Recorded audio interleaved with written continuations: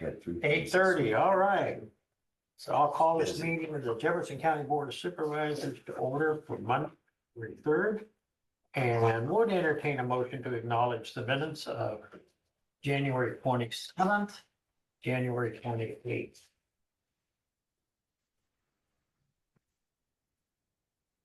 So moved. Second. Discussion? You know what? Can we- There's another minute. Yeah, can we amend the Yes, motion let's to amend it. January 29th? And get a second So moved. discussion? Hearing none. All those in favor say aye. Aye. Thank you. Discuss and consider refund warrant. I have no idea. Is Mark on by any chance? He said he would present. Okay, That's me. Is this the refund? yeah, Oh, Josh, would you? Yeah, would you, Mark? We'll move on beyond that and we'll meet with our county engineer, Dwayne. Good morning, supervisors. Came without much preparation today. We had our monthly safety meeting this morning. And we went through the county's new safety policy with the group, which took me till 8:15. We read through and discussed some of the items. I believe it was very beneficial. Guys brought up a couple of things that were lacking in some of our PPE and safety response items in our wheelhouse. Eye wash stations and some of the remote grader sheds would be handy. Just kind of went through the 8-page document, talked through everything section by section. Took some time. It left me a little bit unprepared, but we're doing our normal county stuff this week. Little grading, soft spots. We've got some areas where we've got brush that needs cleared. Roads are getting a little sloppy with the wet weather, so we got warm weather, thawing out the frost, so we'll be spreading some rock as we need to. Other than that, I'm working on the 5-year plan and our budget, just to make sure everything coincides. And we've got some items on the agenda for your consideration going forward here. Idea how much rain we got? No, our rain gauge we have an electronic rain gauge that ceased functioning, so we have to climb up on the roof to figure out if it's plugged, unplugged, or just plain broken. Well, probably in the middle of a thunderstorm, not a good year. We thought it's really cold. Yeah. And get up there. It's slick. I'll discuss that with our safety consultant. Yes, probably a good idea. Anything else for Dwayne? Oh, they got one pier poured last week, and the other one poured this week, so then they can start working on the cross-member support. So they're making good progress on the bridge. What is, putting you on the spot here, what is good progress? Good progress is they're getting stuff done. Well, In February, when normally you don't. right, so are we looking maybe at, No, we still got a 7-month timeline. okay, so. that's where I would be really happy to see it done in July, but by contract, they won't need to have it done till October. Okay. Because to encourage production, we don't count work days from November 15th to April 1st. So they call it free winter work, but it allows them to try and be productive when the weather allows during the winter. So, and they're making good use of it. anything else for Dwayne? You don't. Mark's on, I think. Mark, can you hear us? Chelsea's got me. What? She just came, we went through all that bullshit last week, was missing, yeah. She just applied for that job. But- Alright. Morning, I'm here. Chauncey, you weren't on mute. So And I thought Mark, it was BS too. yeah, can you help us out with the refund warrant? Yeah. So. We got a check back in. On the 21st, we got a check that was sent to us, made out to us, for $1,500 and some odd dollars. It was applied to property taxes.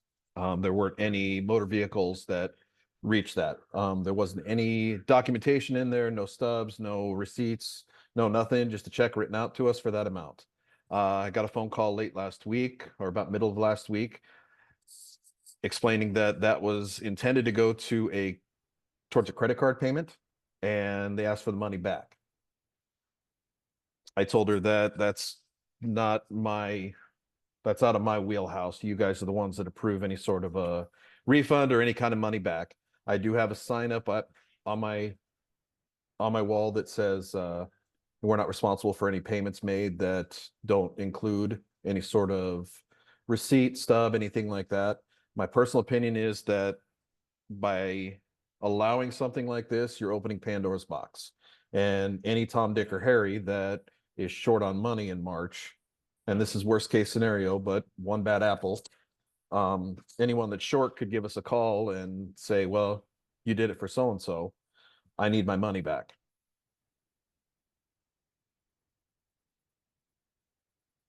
So I know there's always extenuating circumstances, but if you're looking at it from a county perspective, I don't know that it would be in the county's best interest to do anything with this. Just my 2 cents.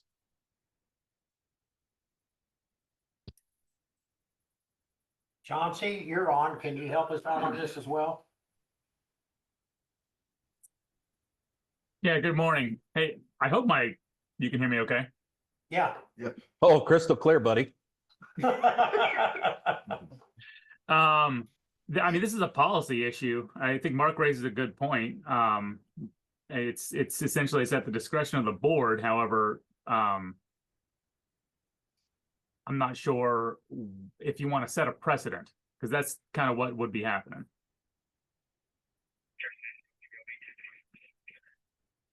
So just to make sure that I'm understand this correctly, we did apply it to the property tax for the individual? Yes. Okay. And there was no arrears or anything, it just was where it went? It went there. They actually overpaid. The check was more than what the taxes were that were due. So the rest of that money just gets put toward an advance tax payment. So that will reflect in the bill that I send in August that some of that money went towards a future payment. So their September payment will be less than what their March 26 payment will be, which is office policy. That's what we've done since that was our side, Lee. Somebody, I think, accidentally slammed our door. Okay. Yeah. You don't have to push anybody out today, bud. Okay, Am I allowed to make a comment? you sure can. Sorry, I did make a mistake. It is my fault. The problem is my property taxes for the year only amount to a little over $1,200.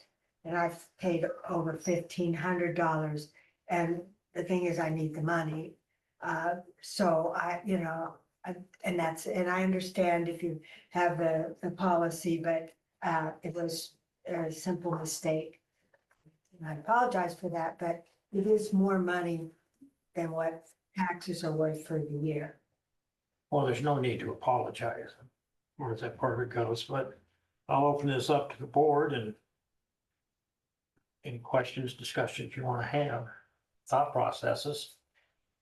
The way I understand it, it paid the first half of the taxes and he applied the rest to the last half, correct? Yeah. So It went toward the March, so the second half of this current tax cycle or this current tax bill. And Yes. then the remaining balance will go towards the payment that will be due in September for the next yearly tax cycle. Mhm.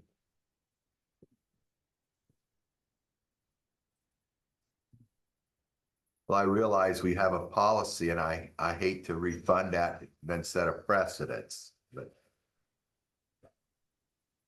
So, Susie? Just sitting there thinking, okay, there was a bill.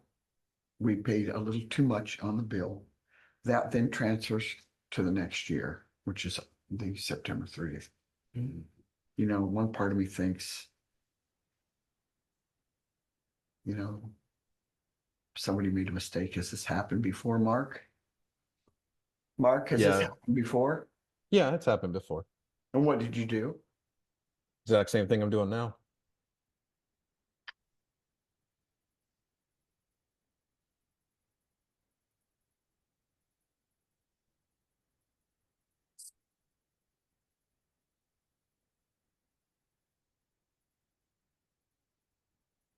So we need a motion either to approve the refund or not. Mark, can I ask you, has this person ever been late on any other payment? No. No, she's been great. She realized her mistake. And I feel that once she realized the mistake, she called immediately to try to rectify it. So and forgive me, ma'am, if there was any sort of tone or inflection in my voice that showed otherwise. I do believe it was an actual honest mistake, but for the protection of the county, my concern is that, as I stated, we may be opening Pandora's box. And as Chauncey said, setting a precedent by allowing something like this. I think that there would be people that maybe did not make that type of honest mistake. And it's society. I don't think I'm releasing any trade secrets here. I'm fully confident that we would hear a not honest mistake within the next 2 months from somebody that just needed the money. And at that point, then you're dealing with delinquent and the notice getting sent out, potential tax sale, and it can muddy the waters pretty quick. Whatever you guys decide is going to set a precedent. I will say that the amount that was due was $633, and she paid a little over $1,500. $1,533.79, I believe, is what the check was written for. $1,553.79. So, I mean, there is a $900 difference. But it is my policy to process a payment. Is it possible to, so I don't mind if this happens, it's fine with me, because in a couple of weeks I would be paying that 633. Can we just subtract out the 633? That's also an option for the supervisors to potentially discuss, would be to maybe refund the difference. But again, you are setting a precedent, whatever you guys decide.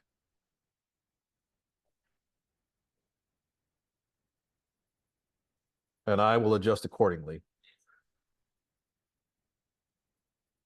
well, I hate to open the Pandora's box and set a precedence here, but I still sympathize with the lady on overpaying. Boy. And it should come back to haunt us in the future. You know, I think I agree with Joe. And yeah, maybe we are breaking precedent, but I do know some people don't always have the funds and they need the funds.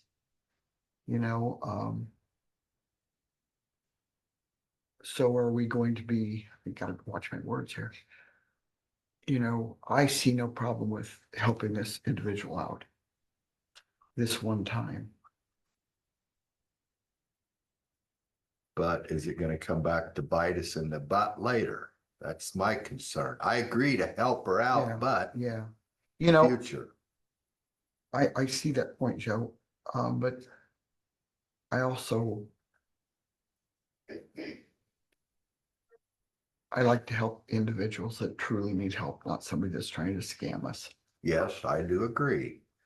The Yeah. issue, at the risk of, and I'm just playing devil's advocate here, but to follow up on Chauncey's take and Mark's take, and I'm just pointing this out. as you indicated, you know, you're wanting to help somebody out that needs it. How do you make that determination the next time and the next time and the next time? You know? May I make a comment? Huh? May I make a comment? Sure. Okay, so this person overpaid their current amount due. And she is asking for a refund of the difference. If you guys overpaid an invoice, or if somebody in the future overpaid their taxes, the same instant. And they did, again, had no past history of delinquency, but overpaid considerably, more than double the amount. Which to a lot of people, that's, you know, that's real money. Yeah. I've been between $5 and hungry. That's not, to me, that's not setting a precedent.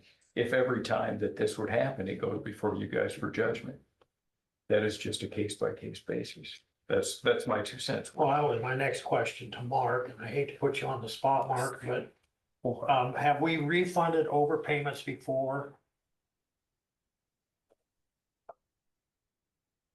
There has been, I can't remember anything specific, but I do know that refunds have been issued before. Whether that was, well, let me take that back. I don't know for sure if an actual refund has been issued where the conversation wasn't about the tax bill itself. And I go back to like Golden Sanctuary. Theirs was, you know, the tax amount was adjusted. And we have had instances where the tax amount was adjusted and then a refund issued, kind of retroactive. The difference, you guys basically have three options here in my mind. Option one is you leave it as is, set absolutely no precedent whatsoever. And with every other request that comes in for something like this, it gets sent to you guys and put on the agenda, to Dwayne's point. Option two, you refund her because I do believe it was an honest mistake.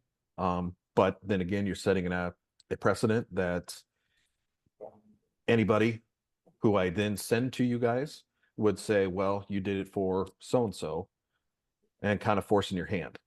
Option three is you refund the difference, which is $920.79, which would make her current on her payments and would give her a refund on the difference. What I would do then is, in essence, reverse the tax payment, apply the correct amount, and refund a check to her. Now, and again, I'm just speaking for me, but I'm gonna. Which also sets a precedent. Right. But in as much as the taxes that we're doing owing, if I'm saying this right, and if I'm not saying this right, Mark, say so, taxes that we're doing owing have been paid. Yes. And And then. and what? And And then, then. Right. So there's 500, two different parcels. 588 is due in March, or was due in March on one parcel, 45 on the other.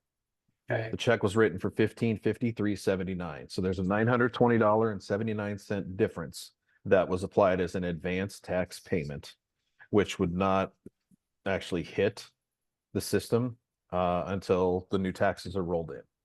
right. Can I ask a question? Yeah. I didn't mean to interrupt. Oh, that's all right. How many, can anyone in this room afford to just have $900 or whatever just sitting there not being used? No, I mean, where I was going with it, my thought process was is that, so there were taxes owed. The tax, out of the $1,553.79, the taxes were paid up. So basically it was an overpayment of $920.79. Yes. Okay. And I understand where you're setting a precedent, but in this particular instance, we're not refunding taxes that were owed and paid for. We're refunding the overpayment, Correct. kind of like. So the you're leaning towards option three. I'm sorry, yes, kind of like the IRS. You pay in taxes in hopes and then when you pay in more than what you owe, they refund the difference. I know you're right, Mark, 150%, that is a precedent, but I'm comfortable with the taxes being paid up out of that $1,500 and, you know, but that's just me. So then moving forward, if you guys did choose option 3, this situation happens again, and I get a phone call, my protocol would be then to have them call the auditor's office, be put onto the agenda. And when they ask, hey, has this happened before? I would be obligated then to say, yes, actually, this has happened before. This is what the supervisors did. They kept the payment to make the taxes have a zero balance and in essence refunded the difference. Well, that's, in my particular instance, that's what I just said, yes.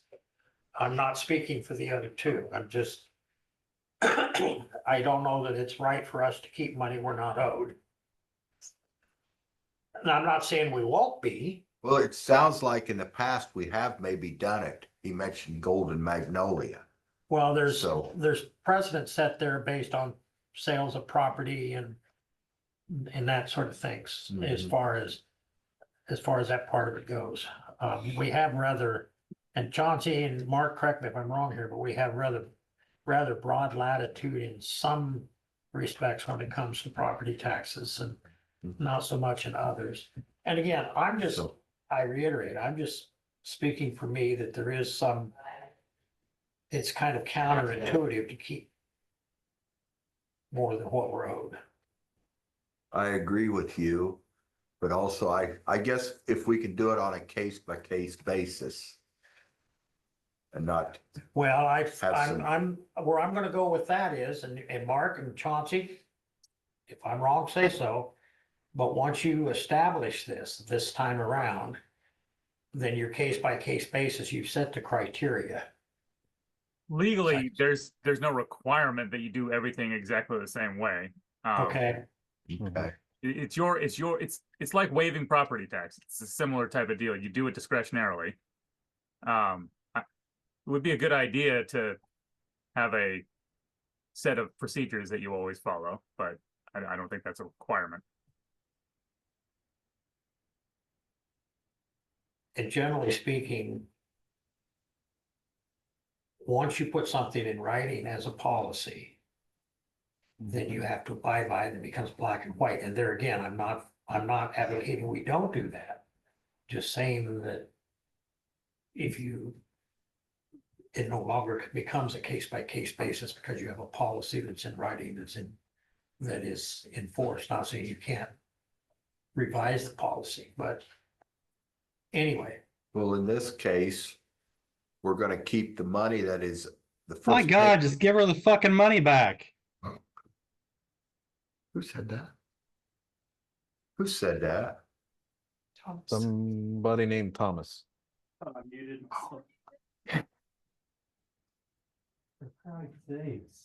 interesting conversation, but anyway, Yeah. And remind me to bring the jar back to work. okay. You know, I don't want to punish somebody just because they thought they were gonna pay the right, they thought they were paying the right thing. Right. So I make a motion that we give the person the early payment back. Refund $920.79. That's the overpayment according to Mark. So you have a motion. I'll second that. Okay, so we have a motion and a second to refund $920.79. Overpayment of tax that we're due and owing, totaling the amount of $633. Any further discussion? Hearing none, all those in favor say aye. Aye. Motion pass. So then we'll need to pass. So, Cedar yeah. right, yep. So, ma'am, what I will need is something from the auditor's office that states that this refund is to happen. Once I receive that, which will be after this meeting more than likely, and potentially by the end of the day, if not maybe tomorrow, at that point, then I would be able to cut the check and make the adjustment. If you would like to stop over here to my office, I could take some contact info from you. And if you want to come back in to get that check, as opposed to me throwing it in the mail for you, you'd get it a little bit quicker.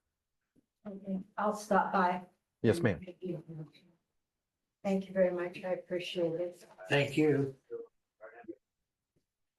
Approved Where's contracts his office? right across the hall, foyer there, man. A place where you come spend all the money. Yeah. Approved contract for annual bridge inspection program.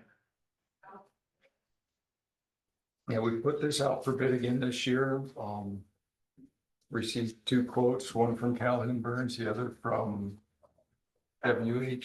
I believe Calhoun Burns was considerably less expensive, which pretty much because they have all of the data from our previous bridge inspections, they're more efficient at it than somebody stepping in would be. And they were comparable to what their pricing was last year. It went up, I think, $5 per bridge, which is a negligible increase when you're, it's less than, I think, 3% increase in their pricing. Just the bridge count went from 49 bridges last year to 67 this year, so the contract's a little more substantial than what last year's was, so we put it out for bid again. I would anticipate, as long as they stay in a small increase next year per unit, that we probably wouldn't have to go through the gyrations of asking for quotes again. Maybe look at doing that every other year or every third year. At your guys' discretion, what you guys would think. But I ask that you allow Lee to sign this and we can get started on our 2025 bridge inspection. So, Do you have the contract? it should have a place on it. Look like this. On the back, later. Oh, I- Got the supplemental agreement. Oh, and we've got a contract for bridge inspection and then I've got to discuss and consider All right, a supplemental agreement. I didn't email that to you. Okay, I'm sorry. With our safety meeting, I ran a little late this morning to get all my paperwork brought with me. I thought I had sent that stuff over to Abby. I apologize. Okay, can you, I will, you gotta, now you know what the dollar amount is? Melissa, are you on? She was. Yes. Can you send that form over to the auditor's office?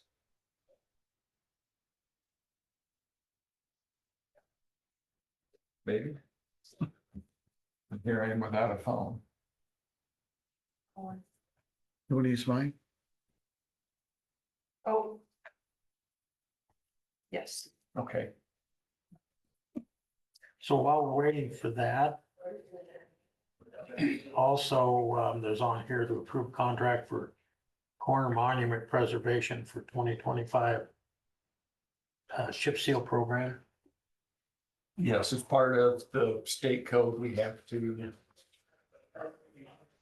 maintain, preserve the corner monuments for all property corners and section corners and quarter corners that get covered during construction process. So we, again, went out for bids for section corner reestablishment. French Reniker was the low bidder on that. We approached 3 bidders and 2 of them replied, Robert Lance and French Reniker. French Reniker was the least expensive, and I'm guessing I didn't get. All right. If you don't make any motions, I'll go double check.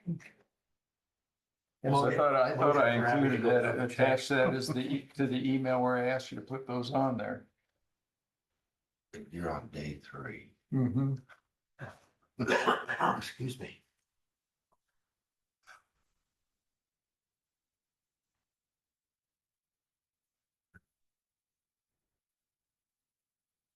And then our last item is the supplemental for finishing design on the Stockport Road Bridge. And the funds for this project got freed up because we got that grant for the Libertyville Road Bridge project, so we've got more money in our bridge fund. So the Stockport Road Bridge is the next large bridge that is. Is that correct?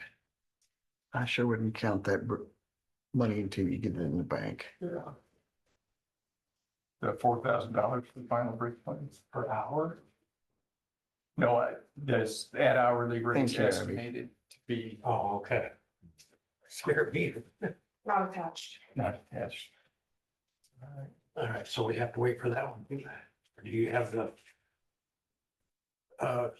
amount for that?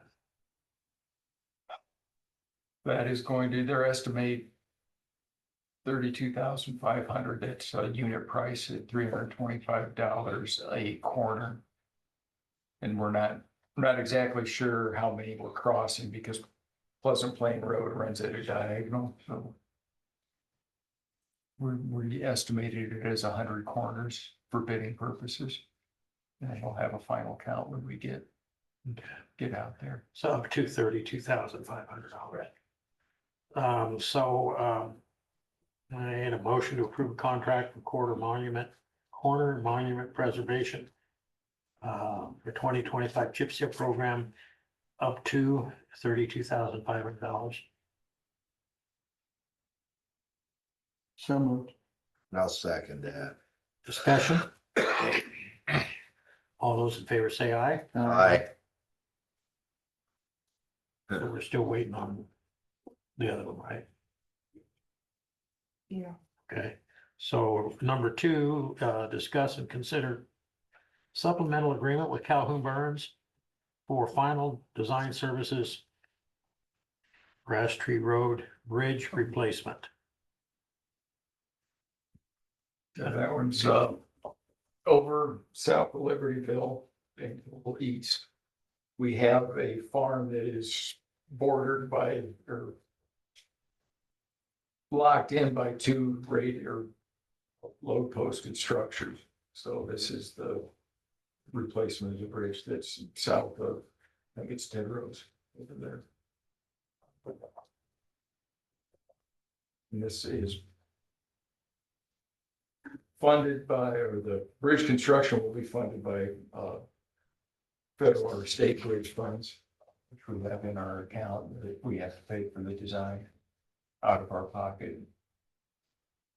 That 6-ton bridge you're talking about? So a supplemental agreement was submitted on November 8th. Any request for final design services, as noted in our submittal, we expect a new 90 by 24'6" continuous concrete slab bridge will be the most economical appropriate replacement at this site. In addition, roadway grading will be required. Properly connect the new structure to the existing roadway, the new bridge and approach roadway. It's expected to cost about $650,000 to construct. The preliminary design drawings, which constitutes the initial submittals, have been sent. Upon receipt of the preliminary plan approvals, we will complete the final design, form final detailing, and submit the final plans to county and Iowa DOT for letting. So I would entertain a motion to approve. So moved. Second. Discussion? Hearing none. All those in favor say aye. Aye. How many copies do you need? Wayne? Just one. You want one? Yes, please.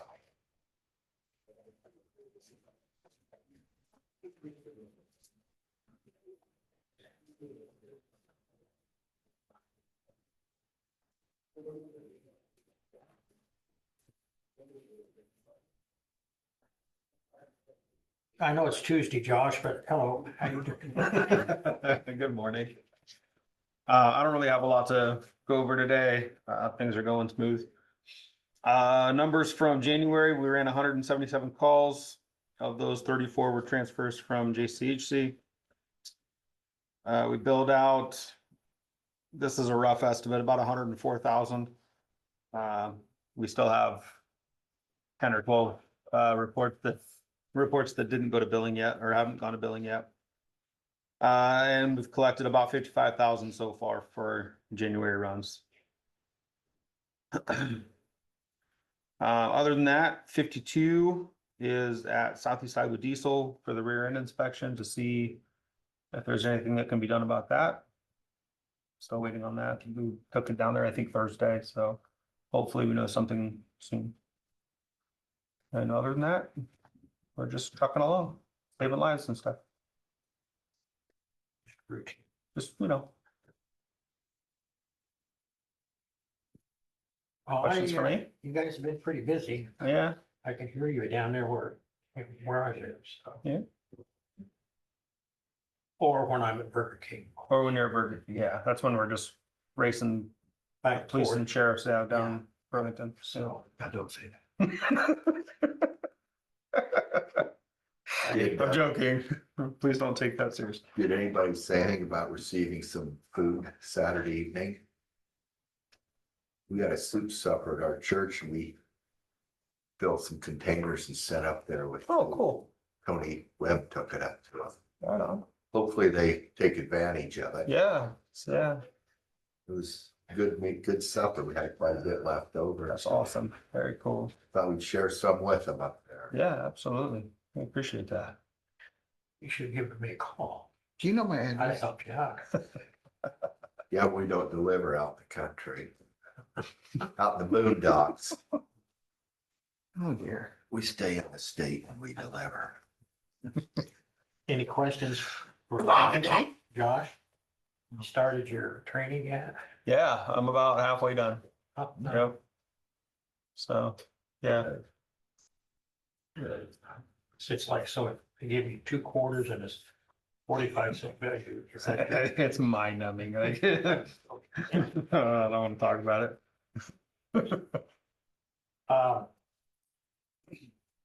Well, the cars just the other day I wanted to talk to you about. Oh. Do we need to get with the billing company or the insurance company? Molina was one of them. They're sending paper checks. Sometimes to the public health nurse office. Yeah, yeah. I've tried to address that multiple times because the VA goes there too. Okay. So I don't know.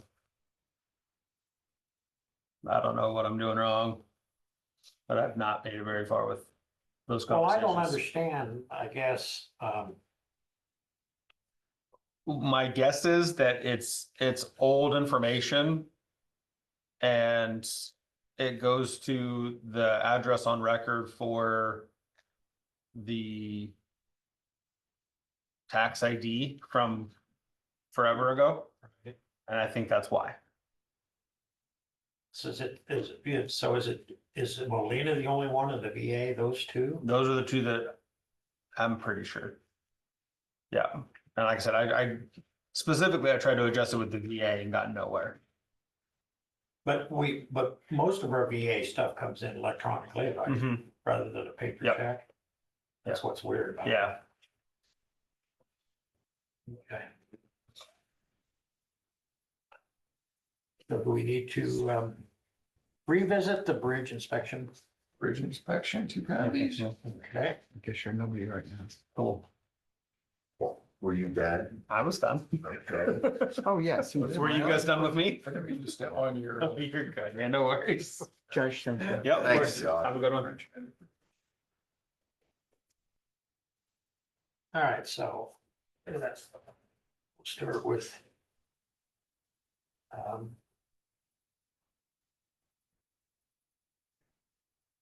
contract for annual bridge inspection. That's Calhoun Burns, and it appears that they will inspect 67 structures in 2025 for a lump sum fee of $18,500. Now, there's computations that add up to that, low rating update and all Yeah, that. there's unit prices that add on to that. So I would entertain a motion to approve.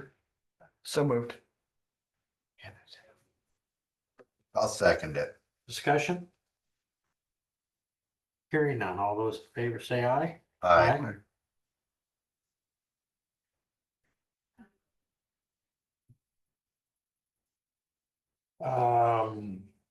And then the French Reinecker. This was what we already approved. Yeah, the green, just need your signature on it, sir. Okay.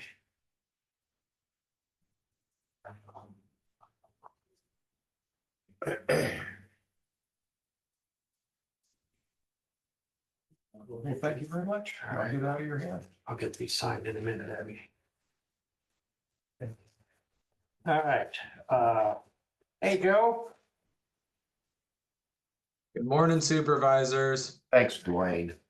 how you doing? Not too bad. How's everybody in Jefferson County this morning? Oh, I guess we were a little slow on one item and incurred the wrath of an individual, but goes with the territory. Yep. Well, I figured you'd be excited about this meeting when you saw insurance on the agenda. So I'm looking forward to the discussion back and forth. All right.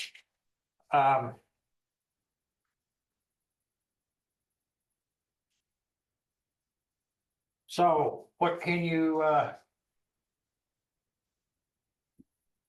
tell us? Yeah, I think just as a starting point, my understanding is the group wanted to discuss.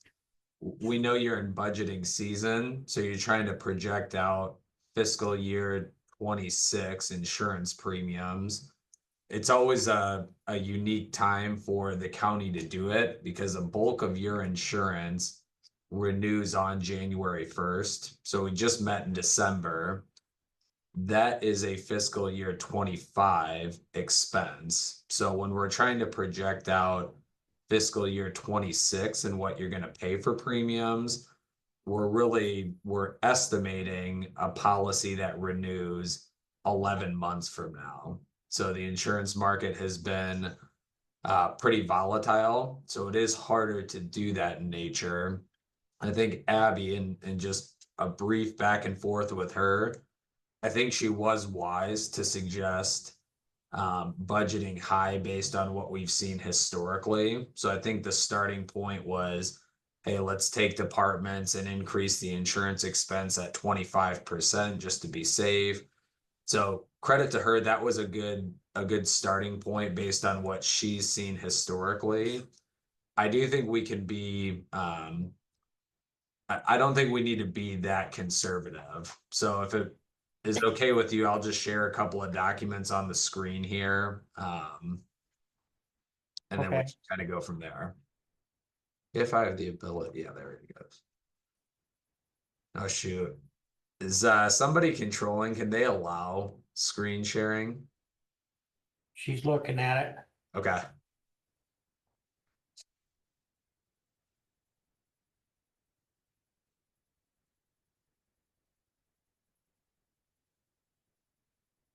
I'm gonna change you to host so that you can share your screen. Perfect.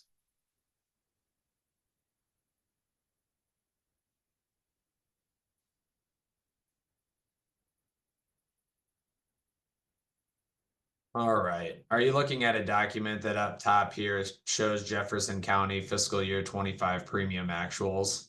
Yes. Okay. So as we look at what happened recently with this is the last renewal that we went through. This column right here would be insurance expense. Are you seeing my mouse? However, I should ask that. Yes. Okay. This column on the left is the renewal as of January 1st, 2024. So not the most recent renewal, but the one before. In the right-hand column here, these are all the figures for January 1st of 2025. So the renewal that we most recently went through. One caveat is this is a projected number for work comp because that actually renews on 7/1. So you have a different renewal date for IMWCA.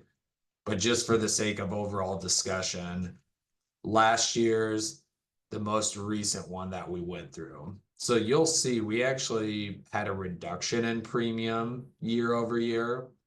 And that was based on the fact that the insurance market is somewhat correcting, and then you guys elected to take on a higher property deductible at our recommendation. And so your renewal was flat this year, year over year, which isn't happening a lot in the market. But that was the case with Jefferson County. So that was based, you guys probably did have a budgeted figure per department that was at an increase. So our actuals for 1/1/25 or for your fiscal year 25, actuals should have been better than budget for this current term. I'm going to pause on that just briefly. Any questions around that? I think we're okay there. Okay. So then I'm going to click into a document. So again, this column here is again the most recent renewal. So there is a difference in the overall total of about 6,000, and it's notated here that cyber liability was a new breakout this year. It kind of has its own line item. So when comparing to the previous policy period here, we don't break it out. But in this column here, your total insurance, including the projected work comp, is 482,000, let's call it. So we're trying to market forecast out for 11 months. Starting point was, hey, 25%. Based on what we're seeing across the board and in the industry, I think a more accurate estimate is closer to, 6 to 12%. So we forecasted Jefferson County based on what we're seeing for different lines of coverage. And then based on loss history, we have you projected at a 7.85% increase at renewal for 1/1/26, which would be the number for your fiscal year 26 budget. So again, very much an estimate, but what I'm trying to help the group with is as you're budgeting for insurance expense in the different departments, if you're working off of the coding that Abby's doing currently, or probably already has done for this last renewal, I'd increase those figures by 8%, 10% if you want to be ultra conservative. If you're working off of last year's budgeted totals, that needs to be looked at more closely, because again, those budgeted totals would be higher than what the actuals were. So you probably wouldn't want to increase last year's budgeted totals at all because we came in better at the actual renewal. So when I was originally looking at that 25%, I was basing it off of this current 1/1/25 numbers. yep. So if you're going off of those, that's great. That's the most accurate, up-to-date information. I think you can back that off some and go 8% would be my best guess. Again, if you want to be conservative in nature to try and have actuals beat budget like we did this year, maybe 10 to 12%, but you probably don't need 25. And again, not to overstate the point, but that was a good starting point or good decision on your end, Abby, because the last few years we have seen those type of increases. But within the last renewal, we're not seeing that level with ICAP. And I do believe that the market's stabilizing more than it has historically. So 8% most accurate, 10 to 12 would be very conservative. So I don't want to give anybody any ideas, Joe, but are we going to get hammered here because of the fires in LA? That's a good question. Not necessarily with ICAP as much. The entire insurance market in general is going to be impacted. You guys are part of the Iowa Communities Assurance Pool, so it truly is 800, just over 800 different public entities across the state of Iowa that share risk together. So from the standpoint of your exposure base, the wildfires didn't impact it. But that group has to go out and purchase reinsurance to protect the pool. And so reinsurance costs likely are going to increase because of an event like that. So you share risk with the entire insurance marketplace to a certain extent, but because you're an Iowa-based pool, your impact should be less significant than most typical insurance buyers. So this 10% that she would add on should cover that. Now, what I don't want is any surprises. I totally agree and get it. I always like to err on the side of budgeting higher, but I also recognize that departments have needs where they want to look at asset purchases or other things that they're trying to do. And if they have to budget super high on insurance, they're not able to move forward on the work that's important to them. Again, we just came off of a flat 0% increase. So I think 10% is still pretty conservative. And why I know the wildfires, that event is a huge event for the insurance marketplace, but it's not like the derecho of 2020 where it's a huge event and it impacted all of our members. This is huge event that impacts the industry and our reinsurance costs, but it's not like we had huge losses for our specific membership. So I think 10% is a good figure to budget. I don't think that that's too aggressive. Have any other questions or concerns? No. I appreciate it, Joe. Thank you. Awesome. Thanks for the time, everyone. Have a good Yeah. day. Can you get him undone? I think you did. He's gone. Let me see if I can Will you give me host back?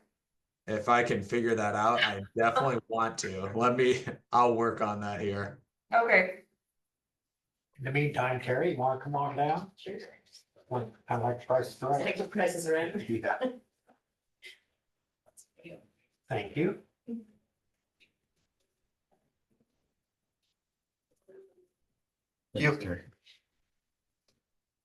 Thank you, supervisors, for a little bit of your time this morning. I wanted to kind of update you on what's happening with tourism in Jefferson County. This is our fiscal year 2024 annual report. We give you a big idea in here on how we've been marketing the county and Fairfield. We do a number of different things through print, through influencers, through video, social media, things like that. And one of the things I wanted to point out to you is here on the first inside page. You'll see the economic impact in calendar year 22, that we were just under $20 million of direct visitor spending. This is actually visitors, the money that they put into our community. We were up 5.5% from the previous year. We just received some updated information for calendar year 2023. Visitor spending, direct visitor spending in Jefferson County was up almost 15%.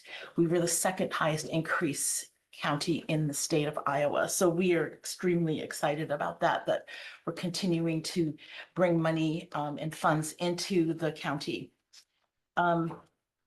The other thing that is really kind of exciting and up and coming in our future is that I just finished training through the state of Iowa and through international travel. We are going to be one of the communities that is going to be considered to network with international travel agents to actually bring group tours internationally from Europe and possibly Japan.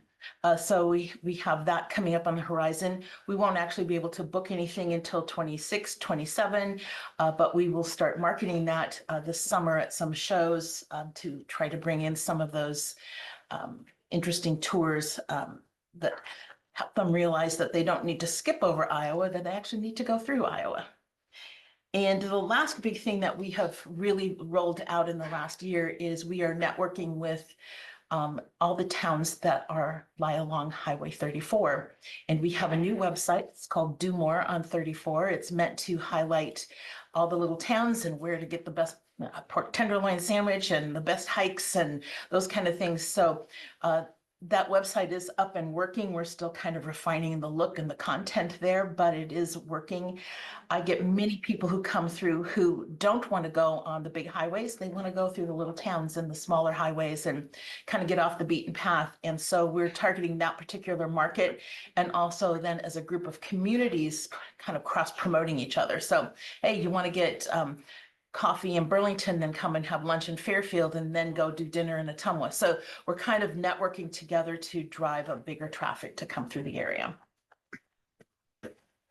So I'm happy to entertain any questions, comments you might have. I do want to thank the supervisors for their financial contributions to enhancing tourism in our area. Your contributions have helped us ensure that we can market, for example, the Maasdam Barns, the Carnegie Museum, the trails, that sort of thing. I just got back, for example, from the Bike Expo in Des Moines, where we were promoting the tours to the trails to bike riders from around the state, as well as adjoining states. But also, you've been able to really help us dive into some data collection, which we're able to find out where people are coming from and then adjust our marketing to make sure that we can capture a bigger market from that particular area. So we hope that, I know that everything is a challenge during budgeting year, but we really, really want to help continue to grow those funds coming in from travelers. It is like free money to us when the travelers come in and spend their money here. So anything I can answer for you? Well, I was looking at sales tax revenues have to be up then too, right? Because of the increase in. Yes, they should be. Spending, yeah. Which is, for us anyway, is a big deal because, well, I'm sure it is for Fairfield and others as well, but that 80% of that goes to property tax relief in the rural, so.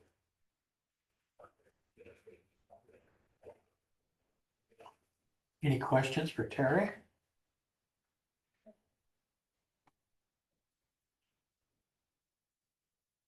Nothing I can think of at this time.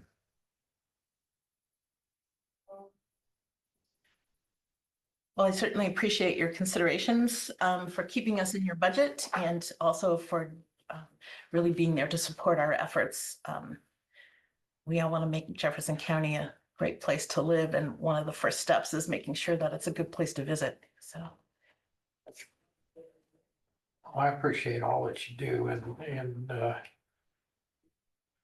you know, I know that it doesn't, for a lot of us, I don't mean this and I'm trying to point out how great a job you do, because for a lot of us, when we think about it, living here, I've been here over 50 years, I think, well, why would you come to Fairfield? And so, you know, you're explaining to the world why they should come to Fairfield. And you've been very successful at that. And it obviously it benefits all of us, but it, you know, the return on our investment benefits in particular for us, the rural environment overall, but you know, Brian. yeah, it's really funny because when I tell people what I do, the first thing is usually, we have tourism in Fairfield. Why would anyone come to Fairfield? And I know we're not on that market of Disney World and all those kind of things, but there are a considerable number of people who enjoy coming to areas like Fairfield. They enjoy the outdoor space. They enjoy the restaurant scene that we have here. They enjoy a lot of those amenities, but they don't enjoy them if they don't know about them. Right. And so we're basically that sort of megaphone that says, hey, we've got some good things here. And we're really marketing the whole area as kind of like, you know what, our rush hour is pretty cool because it's not as crazy as your rush hour. Our rush hour is chill. And if you're looking for something like that, this is a great place to come. And that speaks to a certain population that we want to attract and get them here and spending some money. Well, and when you network with other venues, like Old Thrashers, for example, we benefit directly from that as Absolutely. well. So, anything else for Terry? Terry, I for one am very appreciative of what you do. Because I don't think people realize even things you haven't thought of yet, you know, in this county. You'll find something new every day about this county. Yep. Anyway, thank you. Yeah, bird watching, for example, is a big thing right now. So It is. it's really big. Yeah, Oh, I was just noticing yesterday, I had 3 crows sitting in my tree. Does that count as bird watching? that does. Okay. Yes. I've noticed a lot of crows this winter around. I've noticed a lot of eagles. Yeah. So, Did you know, that's a sidebar, but Yeah. did you know that the crows send out sentries? Did you know that? Yes. You know, most people don't realize that, but there's always one at the highest point, and they're protecting the other crows in the area, and Oh. they send out warnings to their fellow crows. Don't ask me to decipher their warnings, but I know that's what they do. She could use that for kamikaze. So our chair is a little bit of an ornithologist. That's good to have as your chair. Bird study. I was gonna say, I can't pronounce that, so I can't possibly be one. Oh, yeah. Okay, Great. Thank you so much. all right, thank you, Thank Mary, you. appreciate it. Discuss and consider 28E agreement for shared Veterans Affairs Director. Ray's not in here, but I think I can let folks know what's going on. So this agreement is shared with Wapello County, and the purpose is to establish a working mechanism among participating counties. They had a change in Wapello County, and so right now our Veterans Affairs Coordinator, Ray Chambers, is providing services for our veterans in Wapello County as well as here. And so this is a 28E agreement to establish a contract compensation, liability, all of that sort of thing. And so there's some shared costs involved in that. Ray's doing a great job. And so that's the purpose of this 28E agreement, which is just a contractual 28E agreement is what governmental entities use to contract between each other. So does the board have any questions?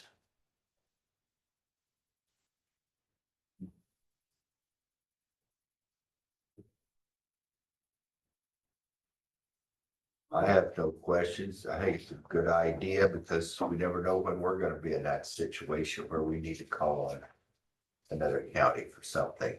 You know, one of this. This is what I got. Okay. I wonder.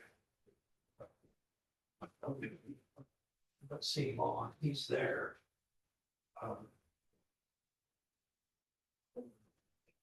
You can prove it, and then get one that has This, yeah, signature line, if that's okay. So I'd entertain a motion to approve this 28E agreement between Jefferson County and Wapello County for Veterans Affairs Director Ray Chambers.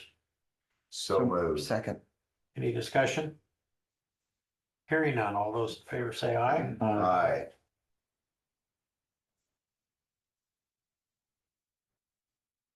Doug? Sir. We've been talking a lot lately, haven't we? Well, You aren't here to talk about the Madison Burns again, are you? I'm here to talk about whatever you want to talk about. It's nice seeing you. Well, I appreciate you guys having me back. There's 3 things that we need to think about. I did take the agreement that you gave me and I gave it to the mayor and then I sent it to Allers and Cooney to make sure that the thing was good. So we are going to have to adjust some language because our ultimate goal is let's go forward first is the urban renewal area is that agreement with the county of saying that we can establish that. One has nothing to do with the other right now. The urban renewal area is so that they can move forward with their project. However, the city has to borrow money to put in infrastructure for that housing because it's like $2.5 million. we can't borrow money without a TIF. We can't TIF without annexation. So there's this, then this, then this. If they had the urban renewal area and they have their development, they can actually move forward with developing it. It just wouldn't be within the city limits, and they would be responsible for all of the infrastructure, and they'd be working with the county, from my understanding how this is working. The city is participating, wanting to put their money into this TIF to put in the infrastructure over time. We have the very same goals as protecting Mausam Barnes, Jefferson County Park, all of the things that the county owns. We want to leave that in mind. But when I took the agreement to, and reviewed it, I understand it. We were all on the same page. But Allers and Kenny was like, well, it's just not a la carte, and we can just in perpetuity. So we're talking about the language so that our language aligns with your language to make it legal. So, I mean, there's going to be, whatever that language looks like, I'm going to get a hold of Chauncey and say, this is what we think, but we need to make sure that we can do the things that you're asking us to do, and we want to do the things that you're asking us to do. I mean, we want to leave most marks alone. That's the honest position, but the language just has to be appropriate. Is that fair? No, I understand what you're saying, so I'll cut to the chase and I'll make it very simple. Yeah. I think. I understand what you're saying about the urban renewal and you can't TIF unless you annex. And we all understand that. But we also know that you can't annex without annexing in the barns because City Development Board won't approve your annexation request. Correct. And as we've said multiple times, the urban renewal plan is not of concern to us. So the language that's in there that is pertinent to our thought process is we don't want to be subject, period, to the city of Fairfield, to their ordinances, zoning ordinances or other, whether they're constituted now, whether they are in the future, and we're saying in the city of Fairfield that we expect no financial contribution, and that we have sole jurisdiction over the operation, the preservation, and the protection of the barns. All the rest of it is. That's very clear, and that's very fair. But it's just, again, I'm not an attorney, so and we have to, whatever state law is, and whatever that language looks like, we want to mold that to where we have it in the right language. Right. And it's kind of like moving the imaginary boundary somewhere that we never see. It's the same thing with the language, is it needs to align with state law. And then if we can get it to where, but we do get it. I mean, it's very clear, but it has to be within to make sure that we're not breaking rules. Because honestly, I think the city feels the same way. Well, and I guess I would say Allers and Cooney, if they happen to be on, and I'm not an attorney, obviously, but Allers and Cooney are indicating that the urban renewal plan and control of the barns are two separate and distinct entities. One doesn't require the other in terms of, so essentially the agreement that we're hoping for is that we're not subject to your rules and regulations. Yeah. No, it's a very simple concept. It's just what that language looks like. Right. And so we're still working on it. And so, and I would assume that that right now we're looking at language in our code to make it reflect as such. Is that? No, I understand. So I mean, our rules have to align with your rules and state rules, and we get it. But it's gonna take a minute. But that's what we're in. But it's something we've got to do together. We just can't do it independently. And again, once again, not being bullies, and we don't want to stand off. That's not what any of this is. We're trying to make it right, and we're trying to make it to where, because we want Mausam Barnes to whether it's a preservation district or a conservation district, whatever that may look like, to where that language fits your narrative. Is that fair? And So, then we coexisted right there, because let's be real, yeah, the city of Fairfield is right up to. Yeah. Currently up Right. to the barns. right, So when we're not anticipating doing anything different than what we've ever done. Right. But as I indicated to Melanie, and she concurred as well as you, we're not gonna be here. You all are not necessarily gonna be there, and we can't, in some respects, you know, and I really appreciate all the work that she put into the ordinances and trying to, I get that. But, and it's a big one, we can't handcuff a future city council. And they can come in at any point in time and change those ordinances. Mhm. However, an agreement, 28E or otherwise, Mhm. that specifically spells out that we're not subject to those ordinances Mhm. is a different Mhm. Animal. And that's what I'm looking for. I'm not, I'll speak for you too, but So, several years back, when Josh Larrabee was here, you know what I'm gonna say. maybe. He approached, at least me, about getting some ARPA money or something to help with the housing development. Not a word about a TIF was mentioned. So every day, this is a new item. I've just been curious why. I don't know. And I wasn't here at that time.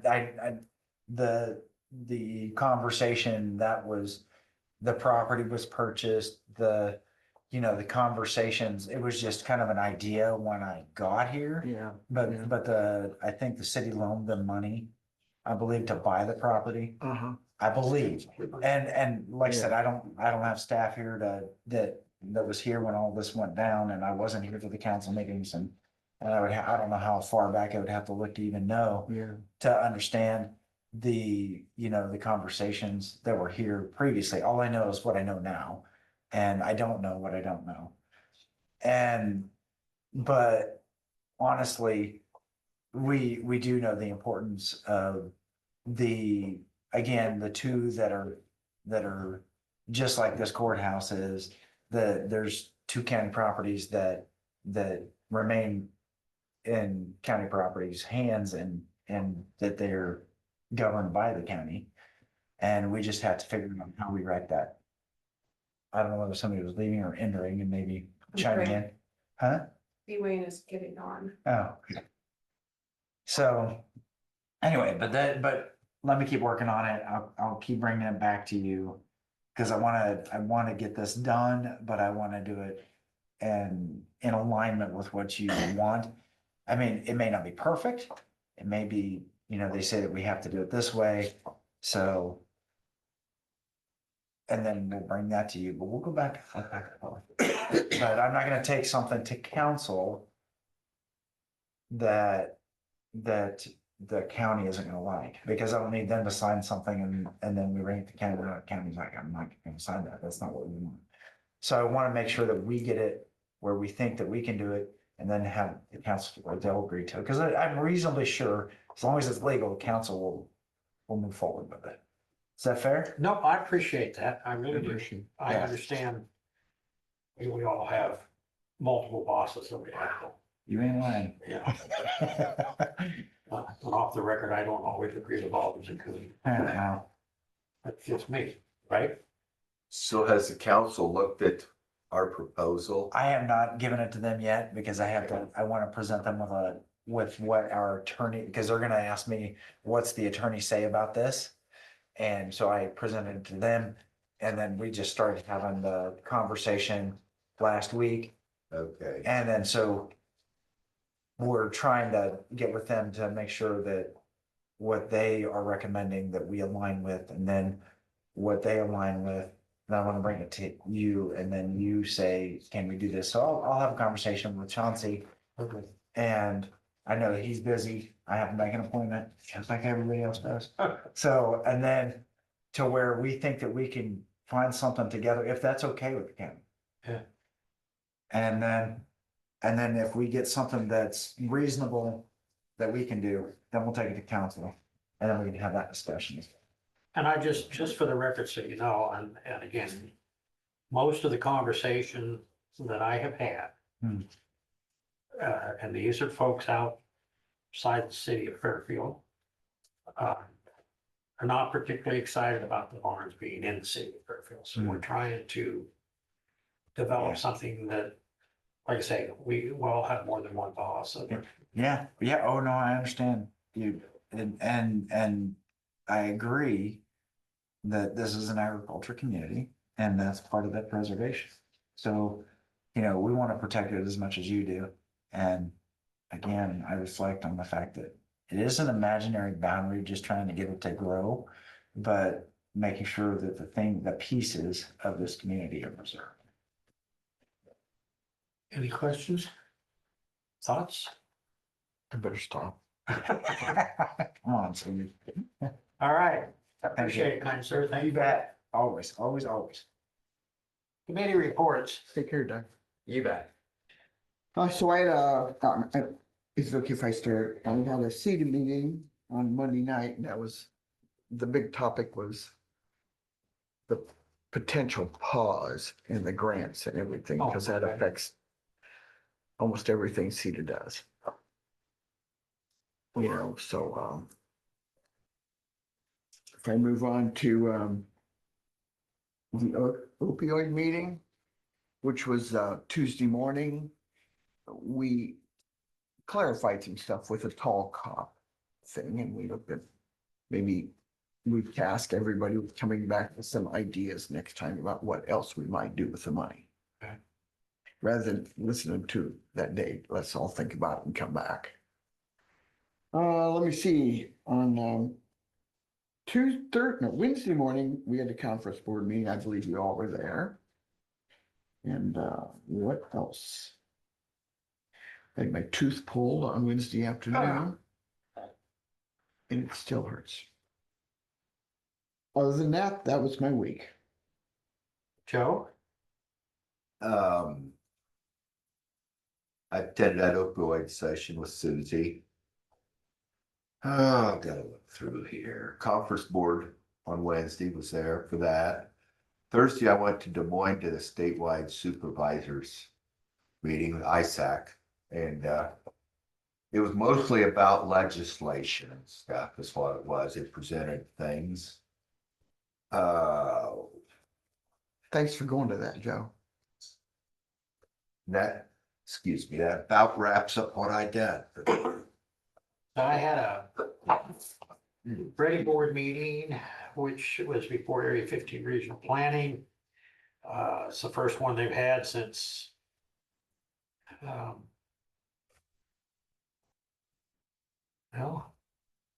since December of 23, if you can believe that. Don't know why, but has been, and basically the main thing was just designating the depositories and opening a new savings account.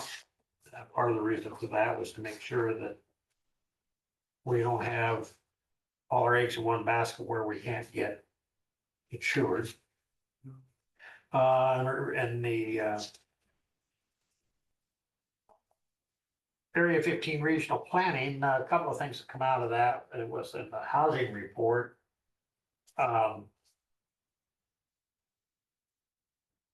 The 2025 prices for the prison industry homes, 99,000 for a 1,200 square foot, 3-bedroom, 2-bath, 83,000 for a 1,000 square foot, 2-bedroom, 1-bath, and 99,000 for a 1,200 square foot, 2-bedroom, 2-bath. Those are limited, and that particular 2-bedroom, 2-bath is limited. The down payment of $4,500 is required at the time of order. Household income not to exceed 125,000 AGI from Federal 1040 form line 15. Grow Fairfield, which obviously Ed Malloy is the director. They've ordered 2 homes for 2025.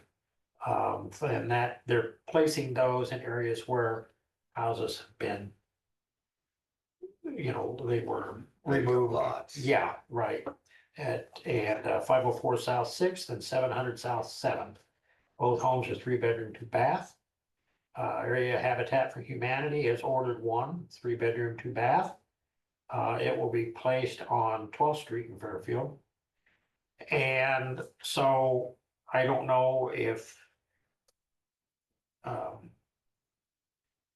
Grow Fairfield, as I haven't had an opportunity to talk to Ed, whether or not using some of those homes is a planned idea for this development out behind the hospital. But they are very nice homes. Now, those prices, by the way, so everybody knows, doesn't include the foundations of the basements or any of the rest of it. That's just the cost to get the house to the site. So the individual, the prospective buyer would have to assume those costs. Right, the land. Which would add, Probably another 100,000 anyway, I would guess, right? that's a lot of money for somebody that addressing gross income of 125,000. Well, exactly. So one other thing I wanted to bring up, and Joe, it kind of ties in with, I don't know whether it was discussed up there on Thursday when you went up, but there is a Senate study bill, 1042, which has been passed out of the local government committee, so it'll go into the full committee, that prohibits governments from using money received from the imposition of tax to employ or compensate a lobbyist. Now, this has very far-reaching possibilities, impacts, because let's put this in perspective. When we pay dues to ISAC, we are hiring a lobbyist, 2 of which happen to be Jamie Cashman and Lucas Beacon. Iowa State Association of County Supervisors, which is an affiliate of ISAC. We've always had a lobbyist in that affiliate. And when former State Senator Bill Hecroft retired, that's when we hired Jamie and Lucas. Every affiliate has lobbyists, whether it's the Sheriff's Department, the Auditors Association, Treasurers Association, and every one of them are paid by tax dollars. And the only thing that it does state, the exception is, for whatever reason, doesn't impact federal. Of course it doesn't. Huh? Of course it doesn't. Right. Yeah. And I will tell you, and Joe and I had this conversation before he went up on Thursday. Farm Bureau Federation is on board with this. One of the senators that moved forward said he goes to every council meeting and every supervisor meeting, and I can appreciate that, and I'm glad that he does. He's a sponsor of this bill, but ours don't. What county is that? He is, I know you'd ask that, and why do I think it's?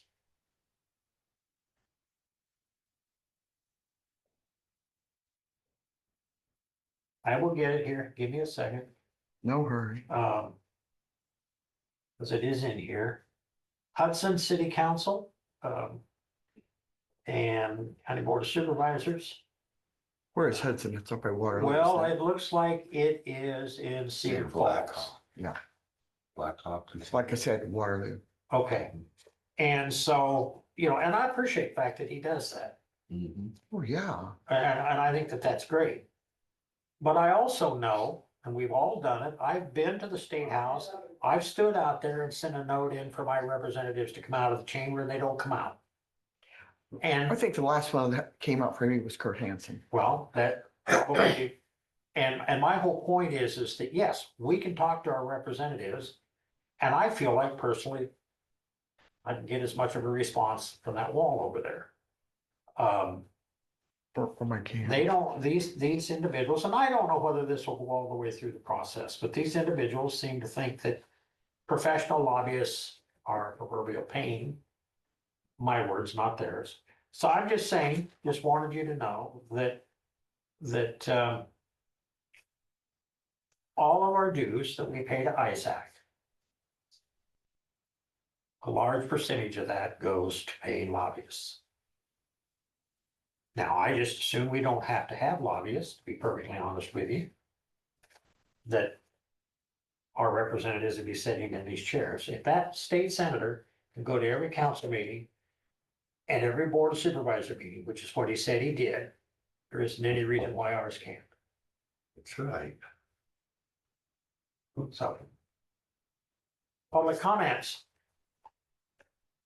We have any more based on meetings? Or topics of discussion? Feel free to express yourself. We'll talk about the Hawkeyes. There you go.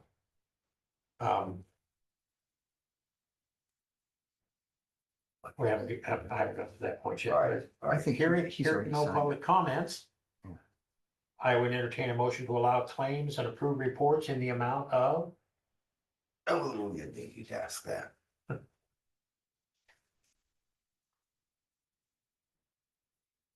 That it, Abby? $462,398.70. Plus $920.79. No, I'm just kidding. We have a second Right, somewhere. discussion. Hearing none. All those in favor say aye. Aye. We will have a budget work session. 10 o'clock? Or do you Oh, want sure. more than that? No, Okay, 10 o'clock. I'll accommodate you, old Okay. guys. Perfect. Thank you, everybody. Appreciate it. We will be back at, reminder to the board, we do meet with Farm Bureau this week. Thursday night at 7 o'clock. Okay. We shall be back in, Not adjourned. I get motion to adjourn. So moved. Second, Please sign. all in favor? Christie just comes in here and starts throwing papers around. All in favor, aye. Aye. Sorry, my bad. So today I was thinking we could kind of focus in on the general basic and general supplemental levies. I had talked to you about transferring the ARPA money over, so that's 261,000 additional to help that fund balance. And you've done that, correct? I have not done that yet. That'll need to be a resolution on your agenda. Did you read some of the ARPA info we got that maybe we can't do stuff by resolution? You Or is can't that commit the original okay. allocation but this is the interest and the revenue, so we. Perfect. Yep. And this Thank would you. just be a resolution transferring the money, Yeah. but No, Jamie I Cashman think it's advised perfect. that we're Yeah. allowed to do that. Then this would also be transferring the first quarter of the ambulance revenues and expenditures to the general basic levy and not reimbursing it, because that would give them the 25% fund balance that they'll need to operate, since they're fully expending that 75 cents per thousand. Then that would leave you a good ending fund balance going into knowing that we're gonna have to get down to 350 by fiscal year 29. Then I have a little note over here just for your information that the 350 levy would be 32 cents per thousand less than what we're currently levying. That's in this current year, if we had to get down to that, it would be $346,000. So that's a pretty significant amount of money for our budget. And if we had to do it this year, it would be a $72,000 shortfall over projected expenditures. With the knowledge that that's if everyone spent everything, and we know that doesn't happen. So I feel like we would still be in a good way, and we've got a good fund balance going in, even if we had to get down to that this year. But I wouldn't recommend lowering it at this point, knowing that we would not be able to go back up until we see how everything plays out. Then on the general supplemental fund, also transferring over that first quarter of expenditures for the ambulance. That's about $100,000 in that fund. And, estimating the levy at a rate that would get us down to that, you know how you had mentioned that we wanted to offset the ambulance levy. So we've got the 27 cents that the hospital had levied that they're going to no longer levy. Right. And we've got 3 cents that I would recommend reducing the debt service levy in fiscal year 26, just because we really don't need a fund balance in that debt service levy. We have our payments due on December 1st and June 1st. So we don't need a carryover. We don't need a reserve in that fund. It's just levy in, pay it out. And we don't have to wait for the taxes to come in because we don't have any payments due then. So we could take 3 cents off of that one, and then the rest off of this general supplemental fund. And this is what you would have fully taken the 75 cents off. Not the full 75 cents, No, I but the know. difference between Right. the ambulance levy and the debt service and the general supplemental fund.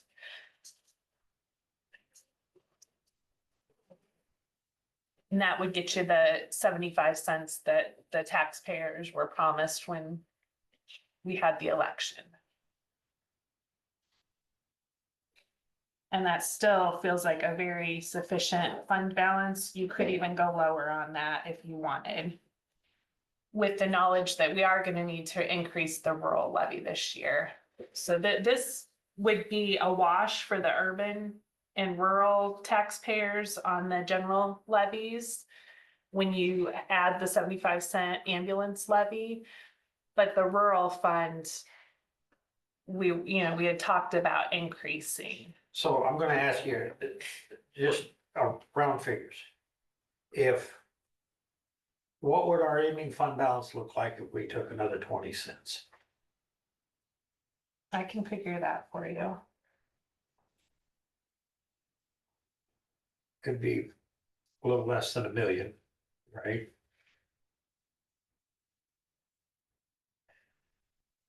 I would have to figure that Okay. out. And then take that and put it into basic. To offset. Yeah, 20 cents. yeah, I would feel comfortable going lower on this one. What kind of an ending fund balance are you hoping to keep in there? $1 million? Well, Or just see what 20 cents left figure up to? Yeah, I can do that. I mean, Thank you, Shannon. Yeah, I mean, that's my thought process. I mean, this is a very more Yeah. than sufficient ending Yeah. fund balance, a lot significantly higher than what we've ever had. Right. So I would definitely feel comfortable lowering that, And it offsetting some of right, the it would rural just be a wash, increase. but then it would allow us to take those dollars more or less that we deduct from here and put over into rural basic. And that would be a reduction in levies for the urban taxpayer. Right.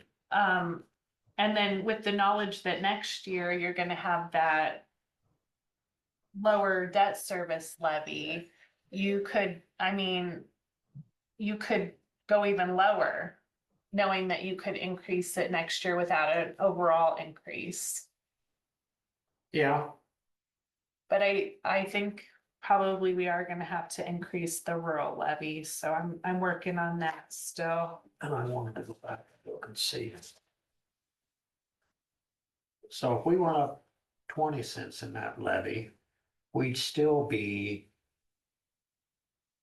the 4th lowest in the state. And with the I'm knowledge, sorry, yeah, 4th lowest in the state. with the knowledge that next year we'll be going lower on that debt service levy, Right. it would just be 1 year that we would need to get us by. But then also, we may not be able to raise it in the future if we need to. Right.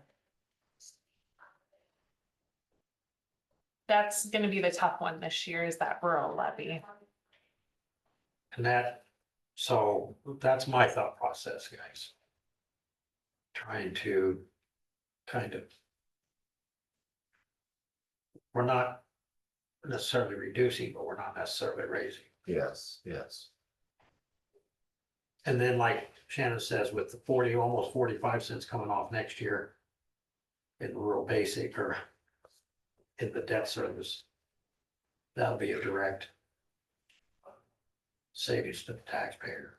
I think considering that And we that's added a, everybody, right? That's everybody. yeah. Yeah. Considering that we added a whole new ambulance program, we're looking really good. So.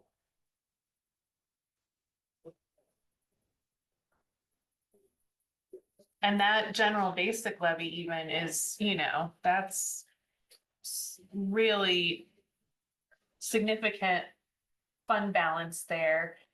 And if we weren't under the constraints that we're under with the state, I would say we don't even need that high of a fund balance, but knowing that we're gonna have to get down in the future, it just, if the state wasn't limiting us in the way they are, I would say we hold off on raising the rural levy and wait until after the debt service comes off.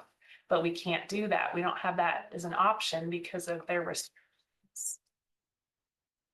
I wish they would just let us manage it ourselves. We could do better if they weren't restricting us like they are. Well, and unfortunately, it's their thought process or mindset is one size fits all, and it doesn't work that way. It doesn't.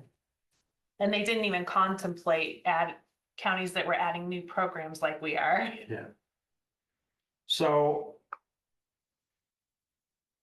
overall, the general supplemental and in the debt service will lower 48 cents.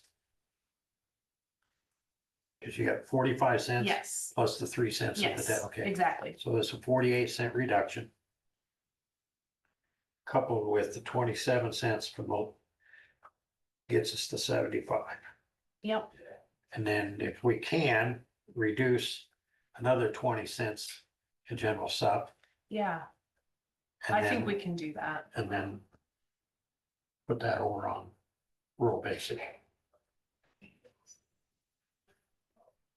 Because, now correct me if I'm wrong, but everybody pays in the general sup. Yes, that would mean a lower levy than last year for the urban taxpayers. And it would mean a consistent levy for the rural. Yeah, it would just. Okay. Yeah.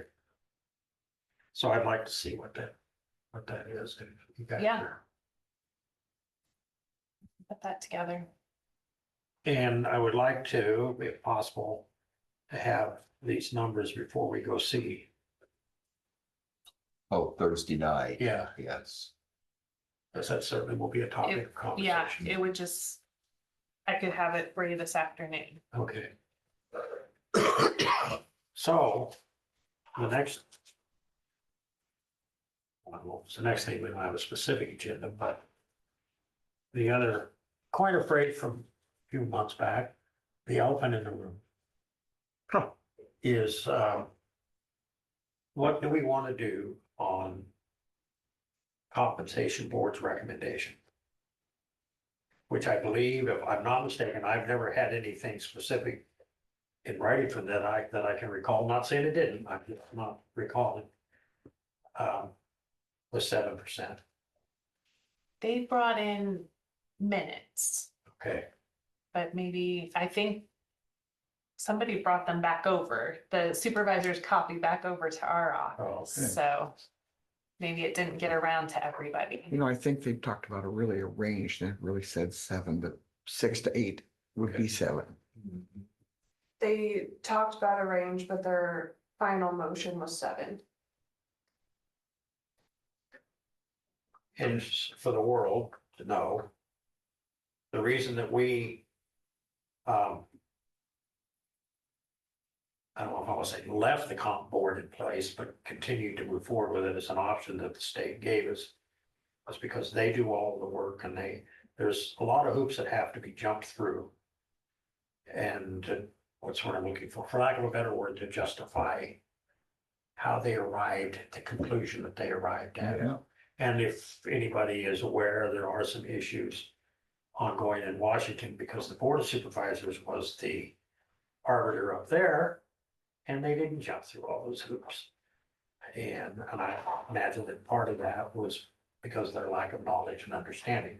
Our group of folks that are on board have been doing this for a while, and so they have a much better grasp on the rules and the regulations and whatnot, so I appreciate their efforts. That being said, just for the record, we're not locked into what they decided, but knowing that they did their due diligence, so. I'm open for discussion. That's what we're doing right at the moment. I mean, our ending fund balances look good. The $64 question, and I'm gonna defer to what's your name? Shannon. The ability to sustain it is my, whatever it is that we decide to do. I don't think, and I'll go on the record saying, I don't think 7% is outlandish, predicated upon no raise last year, predicated upon the cost of living increases, all of those things that come into play. But those cost of living increases that we're talking about, if you actually, in quotes, the county has cost of living increases as well, not the least of which is pay raises. That's a cost of living increase for the county. We have to be able to sustain that, you know, and I understand, for example, I got a cost of living increase on my Social Security, and all of my cost of living increase went to pay my increase on my supplement, every dime of it. So I understand all of that. My only overriding concern is being able to sustain it, going back to what you just said about the general basic, you know, the rural basic not being able to do something in the future. And this is why I included this information about the general basic levy.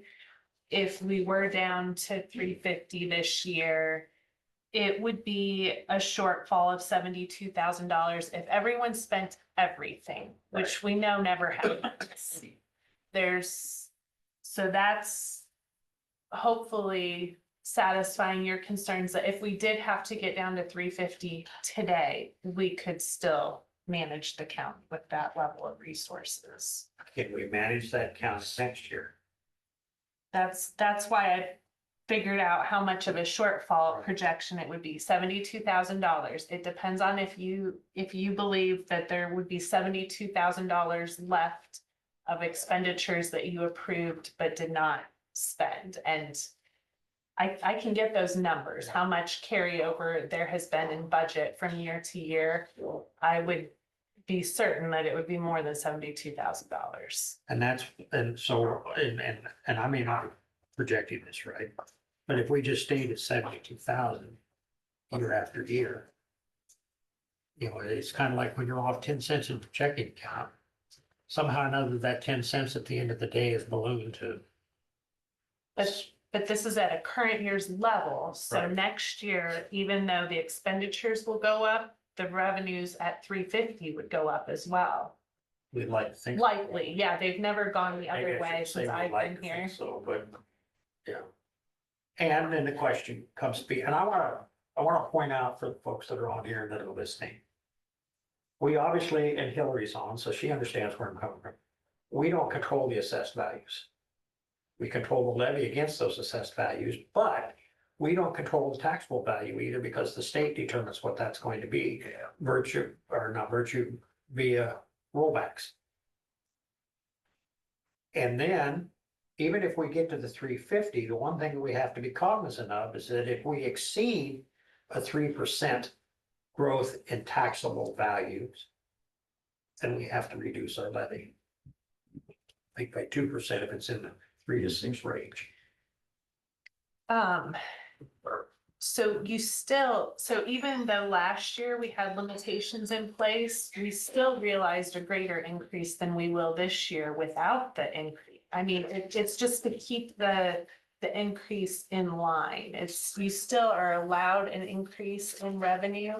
And because there's the increase in taxable values, there's also an increase with a lower levy.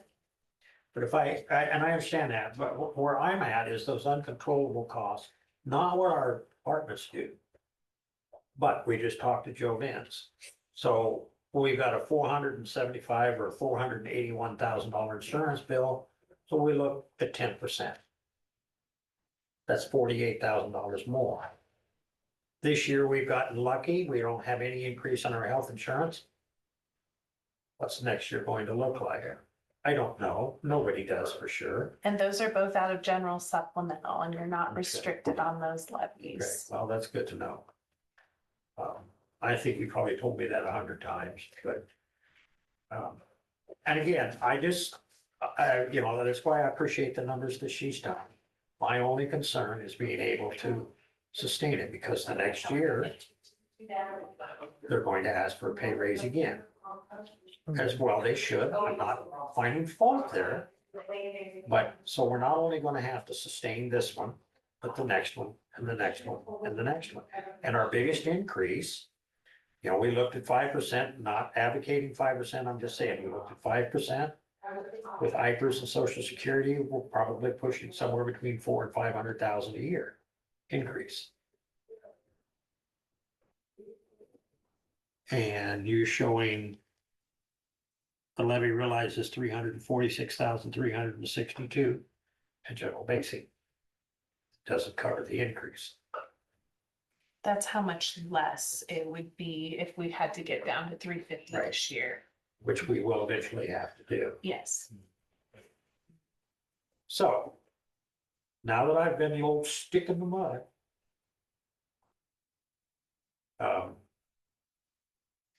I will say that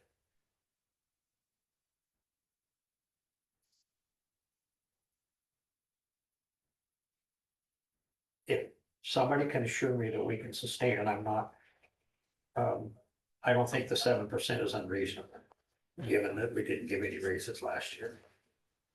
That doesn't mean that, That'd be 3.5 a year, actually. right. Well, I would also recommend, How many employees do we have? 123. Are you including part-time?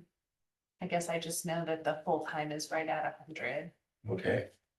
Well, we gave, when we did the flat rate, we gave part-time. We prorated it to the whatever they're, you know, if they were half-time, they were.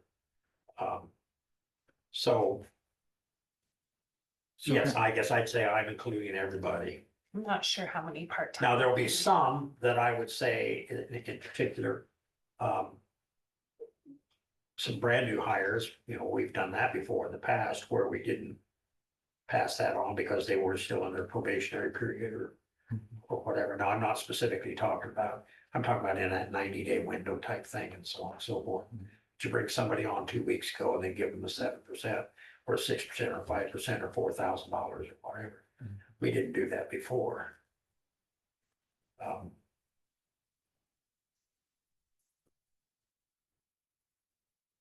And then in that process, I think we need to have a conversation about whether we look at it in terms of the budgets that have been submitted, or whether we just flat say no, or however.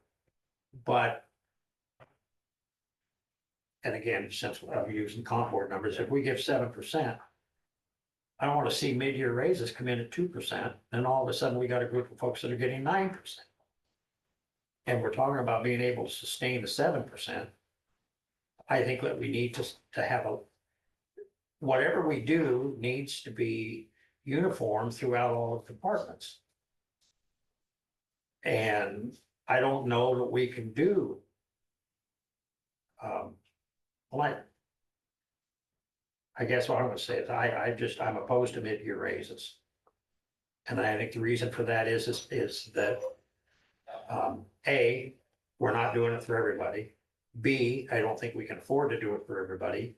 And C, if we're approving budgets that have mid-year raises in them, that's a little problematic. If those mid-year raises are 2%, then that department gets 5%. We need to have a conversation with those departments doing that. Now, there are exceptions, because we don't pay when we hire, like, for example, in the treasurer's office or recorder's office, they brought an employee in at a reduced rate Yes. for probationary period. Do the same thing when we bring in a jailer or we bring in a deputy. But, you know, if we establish step increases, longevity increases, so on and so forth, if we can't do that for every department, and I don't know how you establish it, I'm not that smart. But what I'm saying is that to me, it is, excuse me, it is an issue when we come in here and we look at these things and then. And if we ask the question, which we do, which we should ask the question, but if we ask the question, well, do you have it in your budget? Well, yeah, I've got it in my budget. How did we get it in the budget? And if we give that increase and you have it in this year's budget, what that simply says then is that we have to include that increase in the next year's budget to be able to sustain it. Whatever department it is. And that's something that I think in the past, that all of the boards, and I've been on a lot of boards, I don't think we looked at it in that context. It's one thing to say, Department X has it in their budget, and they do. You know, and it may very well be because we had an individual that retired at a higher rate of pay. And so we replaced that individual in the middle of a fiscal year. But ongoing, so now we have it in the budget and we want to increase the pay because we didn't spend all that money. And next year, we're gonna put it in the budget, next year, we're gonna put it in the budget, and the next year, we're gonna put it in the budget, because we can't take it away from that person. I mean, I guess technically you could, but you don't do that. Once you give them $1.235, they're at $1.235. So I just think that that's something that we need to take a long, serious look at and how we decide to handle that. I'm not suggesting we can do that right this minute today. But I do think that it's, you know, a lot of departments have pointed it out. And, you know, now there's a lot of things that we've done that we've spread over all the departments. For example, we have people who, or not people, everybody has the ability to accumulate 12 days a year of sick leave. When they reach a magic threshold of 10 years and haven't used any, and they've accumulated 120 days, then in the first pay period of the month of December, we pay them for 6 days. We just write them a check, buy Christmas present, and do whatever they want to do with it. If they've accumulated if they have the 120 days. Every department, every employee has that, you know, and it's beneficial to us in terms of if they're not using their sick leave, because we don't budget for sick leave. Yeah. Also, one of the things that we do is Shannon reaches her retirement age and she meets the qualifications for IPERS to be able to take full retirement, then we pay her for 30% of whatever sick leave she has accumulated. We do that for all the departments, all of the employees. But they have to have a minimum of 15 years of service and be able to qualify for IPERS retirement, whatever those numbers, magic numbers are. And that's come through over the years and applying that because we can do that uniformly. Just so everybody knows that that was something that came into being back in 2012, 14, somewhere in that timeframe. I don't remember exactly when. Um, So, and we do that for management as well as non-management. So for example, when Tom Goff retired, he got 30% of his sick leave. Even though he was management. To make the distinction. Anyway. Back to my original question. What are you thinking in terms of increase? If we can make it work like the comp board recommended, let's try and see if it'll work.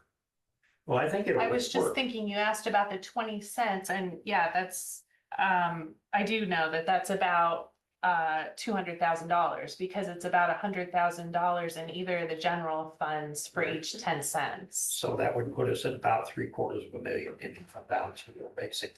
That's more than sufficient for that fund.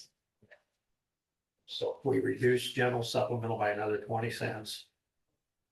And then transfer that 20 cents to rural basic. Now, I would want to look at rural basic to make sure that that's gonna give us enough fund balance there. I don't know. I didn't bring that paperwork over, but. Well, that's where I come up, if it's 200,000, that's where I come up with the $750,000. Do you think 200,000 is sufficient for the rural basic fund though? That's my question. Well, that'd give us, the ending fund balance you showed me, It's 567,000. 7,000. If I had 200,000 to that, I'm at $750,000. But was that, are you looking at the number that we had already increased the levy? No, Okay, that was the original. with the current levy. Yeah, Okay, yeah, no, because you come because there in, was a couple different versions of that. right, no, you come in at $1.51, 1.51387. Left us a balance of $567,836. What's the date on that one?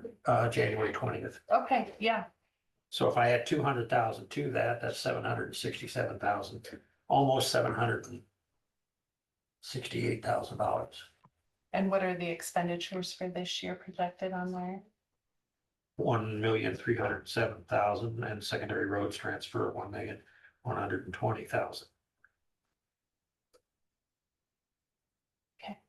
Yeah, And that was based on the $1.51. yeah, And if we do 20 cents, we're still the fourth lowest in the state. And does that still have the initial ask in it? it does. So that would go up a little more because some of your deputies are in there, it's 10%. Yeah, Right.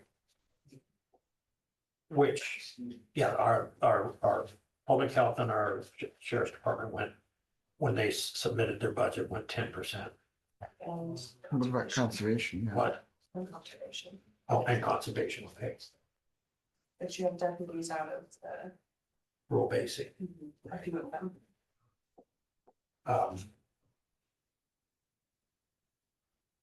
Now that'll change a little bit because when the ambulance submitted their budget, they didn't submit pay raises.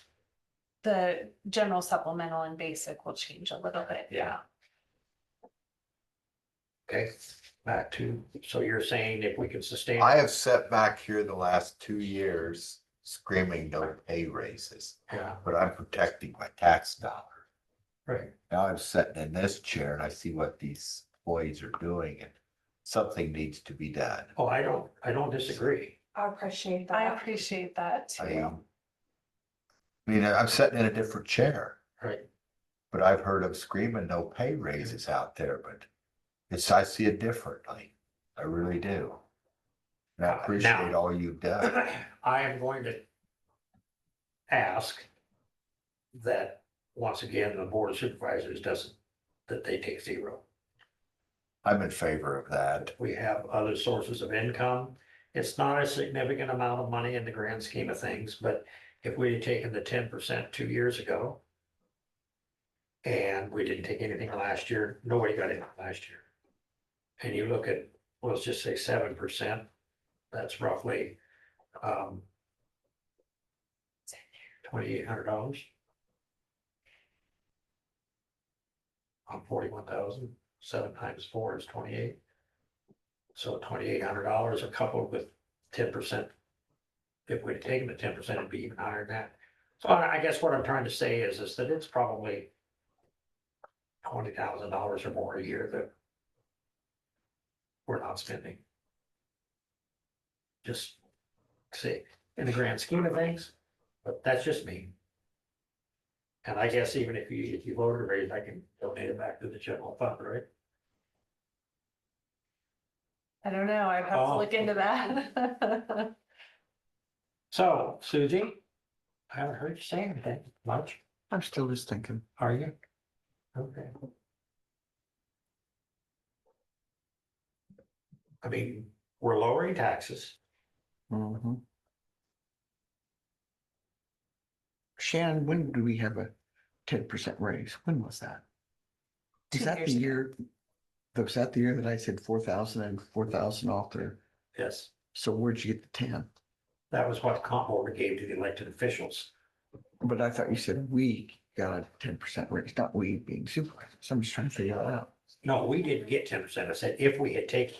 Okay, okay. Yeah, Just was unclear right. No. because everybody kept saying that for the past few Right. meetings. So And like, if we had, yeah, the reason, or at least from my perspective, the reasons we did the 10% was because the comp board, finding fault, just a simple statement of fact, we had varying levels of increases.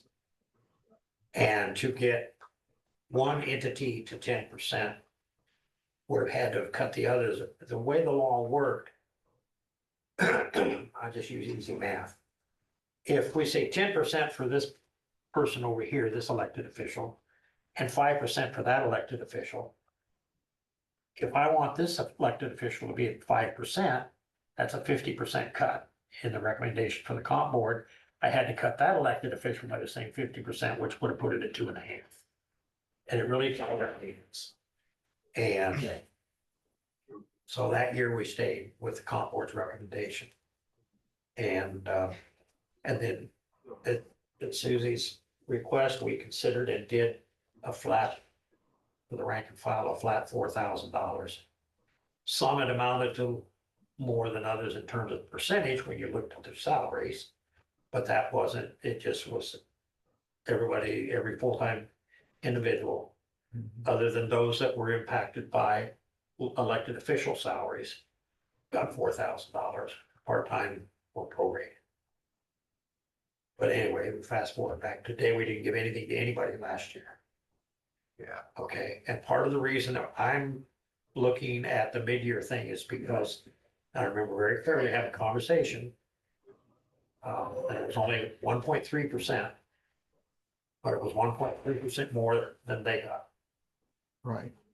And it's just that thought process, but back to this. So, and I know in the case of these numbers, and correct me if I'm wrong. The rank and file. In 2021 got 3.3%, 21-22 got 2%, 22-23 got 5.5. 23-24, the average in this particular department with the $4,000 was 5.75. And last year was 0. Now keep in mind, I'm talking rank and file. In 23-24, we did 10% for the elected officials, but the rank and file that weren't impacted by that. Okay, so when you add all of those numbers together and divide them and the average since 2021, since fiscal year 2021, the average has been 3.25%. So it hasn't been inordinate. And at no time during this period for these folks were they at anywhere close to the 9% inflation rate at the time for cost of living. That one year, I got 8. They did my social security. I don't remember exactly what it was, but it was 8 point something. 8.5. 8 was 8.5. Okay. So, I have had many firm discussions with this young lady. Some of them more firm than others, but, you know, and she always makes a good argument, so does Shannon. And I don't disagree with their position. But that being said, just because I don't disagree with it, doesn't mean that I don't have to look at other factors as well, take into consideration other issues and concerns. I am more than pleasantly surprised at the numbers. I will tell you, last year I was, well, sleepless nights because I didn't know where we were gonna end up. You've got to look at those numbers because that's your role. It's the comp board's role to determine what would be a fair wage for us, and it's yours to determine if we can afford it or not. And I feel like looking at these numbers, we can afford it. And I feel like our county is in a good position that a lot of the other counties are not in. And it's because our elected officials and departments have been conservative and just use the county's resources wisely. I would concur with that in the years that I've been involved with this, and even the years that I wasn't involved with this. And what I want to make, Joe, and the only reason I say this is because when the state decided to take over mental health, previous board of supervisors immediately eliminated the mental health levy and saved the taxpayers $750,000 a year, round figures. Some counties did not do that. They eliminated the mental health levy, but then they supplemented that by, because it didn't raise the taxes, they raised the general basic by $750,000 because the taxpayer didn't see any increase. This board didn't do that. They immediately eliminated that levy. This is what we've done. So I take umbrage with Senator Dickey when he said his counties in his district didn't eliminate the mental health levy. That is patently untrue. I can't speak for every county. I just speak for Imagine that. this one. I said, imagine that. What's that? That I can't speak Vicky for. doesn't know that. Oh, well, yeah. So, you know, where he got his information, I don't know. I can also tell you that when Iowans for Tax Relief published their numbers were not accurate, and I called them on it. And for one thing, their population numbers were not accurate. But in all of their process, they said we were 23% higher than the state average, which is impossible because in their numbers, every single number that they put down there, with the exception of one, we were lower than the state average. Every one of them. The only one where we were higher was in emergency services. But overall, our tax rate per capita was almost $600 a person less than the state average. And that's their numbers, not mine. So Iowans for Tax Relief, they've got an agenda. And I understand they want lower taxes. And everybody's all well and good with that. And we've got the lower taxes. Yeah, that's true. Yeah.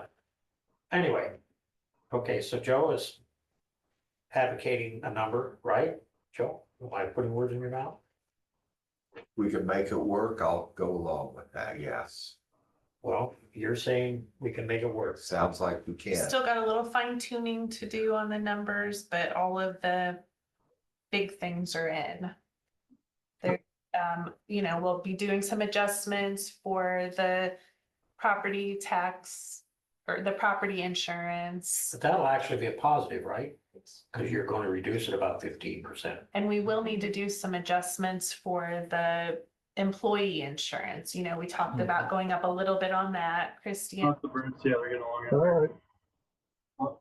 Darcy will be going to the meeting on that, and they'll bring back some information for us to be able to set that. That's later this week. Susie? I don't want to make a decision until Shannon has the figures, the exact figures for us. Okay. You know, but I will say it looks good. But I just need to know. Sorry. Yeah, and what are you thinking about? Are you wanting to meet with any of the departments again, or you feel comfortable with where we're at on everything? Well, I think, obviously the sheriff's department's budget's gonna be lowered. Simply because, well, they're not going to do, we're not gonna do, well, I presume we're not gonna do the 10%. I guess for February, The third. Groundhog was yesterday. was it? Yes. Did he see himself? I hear various stories. I don't know. Okay, What I read, he did. Okay. 6 more weeks of winter. I've heard What? that too. they ought to shoot that, or get a different groundhog. Maybe a bull. Maybe an average 2 out of 3. Hey, If you get a blind groundhog, then it'll never see a shadow and everything's good, Oh, right? Think about Oh dear. it. Okay, so what I want to do is, I have a McElhenney House Foundation Board meeting tomorrow at 9. I would like to be able to have a meeting, a short meeting, whatever, to make this determination before we go Farm Bureau. okay. Because they're gonna ask the question, and I don't wanna be all over the board, I wanna be straightforward with it. I don't wanna have to come in here, I'll be here, but I don't wanna have you guys come in here at 12:30 or 1 o'clock. So I don't know how this Wednesday morning, I don't know what you got, I don't know what your schedule. Tooth went last week, so I'm good this week. Say that again. Tooth was last week. Oh, I'm okay. fine this week. So, Joe, I've got meeting Wednesday noon. so if we come in here at 8:30, On Wednesday, yeah, that'll be fine with me. So we won't have the information from the employee insurance at that point. But we already know that it won't be going up significantly anyway. when you say employee insurance, I'm not sure what you. IGHCP is Yeah, meeting you said on it's $5 Thursday and Friday. $5 an employee. Yeah, but we looked at the fund balances and felt like they were getting kind of low anyway, even just at the rate that we're at. So I was gonna look at the risk assessment and set the ending balance for that fund estimate at 10% of I- the risk assessment. I do think that with the 10. I don't think it'll change much. Well, and with the 10% reduction in that, when I say 10%, I'm not talking about overall, but 10% reduction for 10 to 7 in 3 departments, I would think would help offset that. Anyway. Because you've got how many employees in, I'm not counting, it's 2, you've got. Well, look, Lee, what are we gonna do about those, everybody complains about the step increases of the little incremental increases that the roast department gets. What are we gonna do about that? What do we do about the step increases and other things? well, Because I think we better decide that before we. I think that, That's true. Or are we just gonna let it go on as it is? I don't know how you could, how do I want to say this? You can't spread it over every department because it won't work. Right. Okay, so you eliminate it, then everybody's on the same playing field. Everybody gets the same increases. Keep in mind, we don't have to give the rank and file, and I hate to use that word, we don't have to give the non-elected employees the same rate that we give the elected officials. Which then some of their personnel follow in their footsteps, so to speak. We can give the non-elected people more, if we chose to do so. We have that authority. So just if 85% of what they show. If Christie decides to give that to me, Yeah. it's up to her. Oh, okay. That is And the Abby gets the 1% maximum. less than you, right? She could also get 85. That Oh, would be well. the maximum for Mhm. the deputies in auditor's office. Okay. The only one that's not a deputy right now is Darcy. Yeah.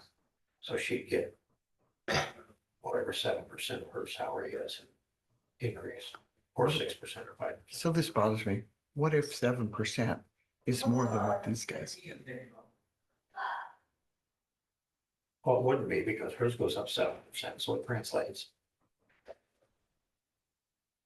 So, I mean, so if she gets, I'm gonna use hypothetical numbers here, okay? Yeah, So she gets a 7% increase from, let's just say that she's at 100,000. Okay, so she goes to 107,000. mhm, So 85% of that is of 107,000, whatever that number is. Okay. Now, it may be, that may be more than the 7%, mhm, but at the very least, she'll get 7%. uh-huh, It moves together because she's already at 85. yeah, So if she gets 7%, she gets Exactly. 7%. okay, And to Okay. keep me at 84, if she gets 7%, I get 7%. I didn't say it right, that's what I was trying to say. yeah. Whatever that number looks like, she's gonna get 7%. Because we can't, well, I guess we could take away, No, we say, yeah, we're gonna take So away. for the 10. deputies, it's up to the elected officials, Right. so it really is up to Christie where she right. wants to So put me Christie at. could For give, the clerks, it's up to you guys. Christie could give you guys more than 7%. Is that correct? No, Because not if we're she capped. gets 7%. Oh, but you're capped, okay. Yeah, And She then can Mark's give got you the same less. thing, and so. Yeah, does yeah. Suzanne. yes. And they built that into their budgets, by the by. Yeah, So every budget that we got, with the exception of 3 departments, built in 7%. Well, the assessor did, but he has his own levy. And the ambulance did not. And yeah, the ambulance didn't build in anything. So, oh, okay. I mean. um, That's where I'm at. I mean, it's not gonna be easy. It's not gonna be popular. Oh, I know that. I know that. But But you've got from my way of thinking, you've got 3 options. Susie pointed them out. You leave it alone, you eliminate it, or you do it for everybody. And I don't know how you can do it for everybody, because it changes the dynamic altogether. Because now, when we get these budgets, okay, and I mean,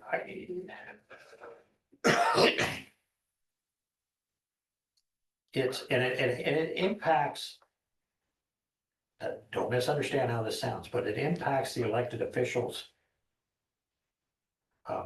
personnel in some ways less than it impacts non-elected officials' personnel. So, for example, in conservation, public health, they don't necessarily get the same increases.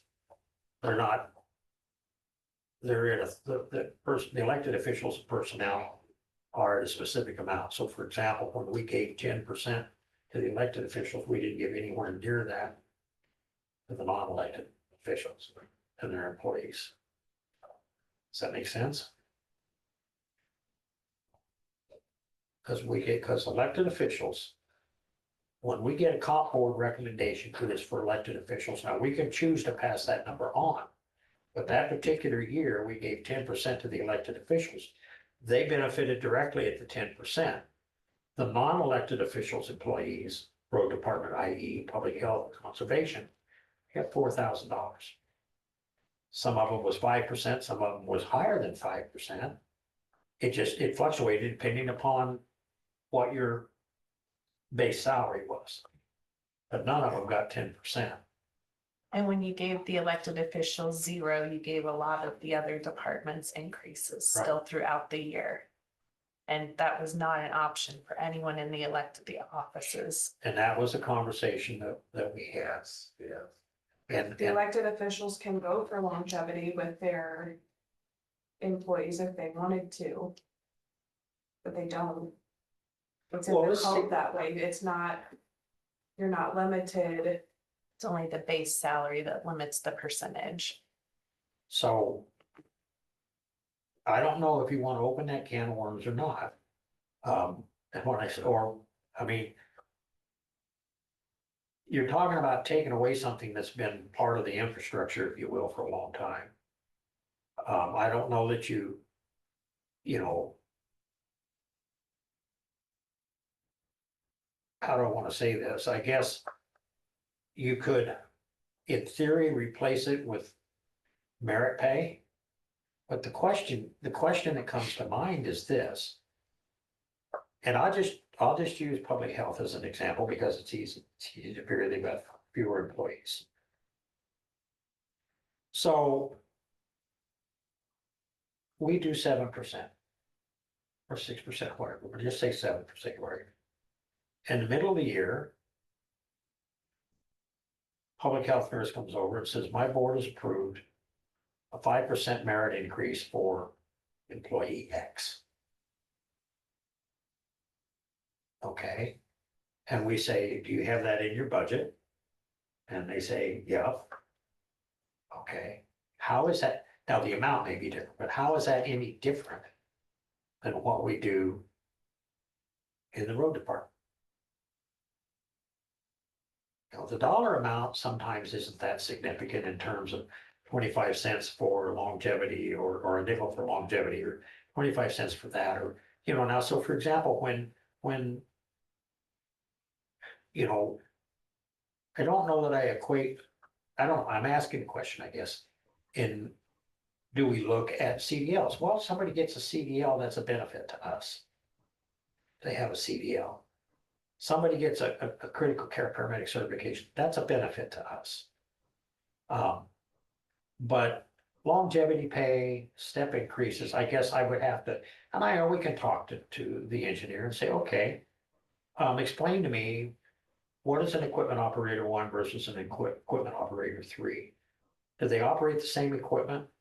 I mean, once you're on a maintainer, are you on a maintainer, you just get, I don't know the Yeah. answer to that question. Yeah, We need to have I. it.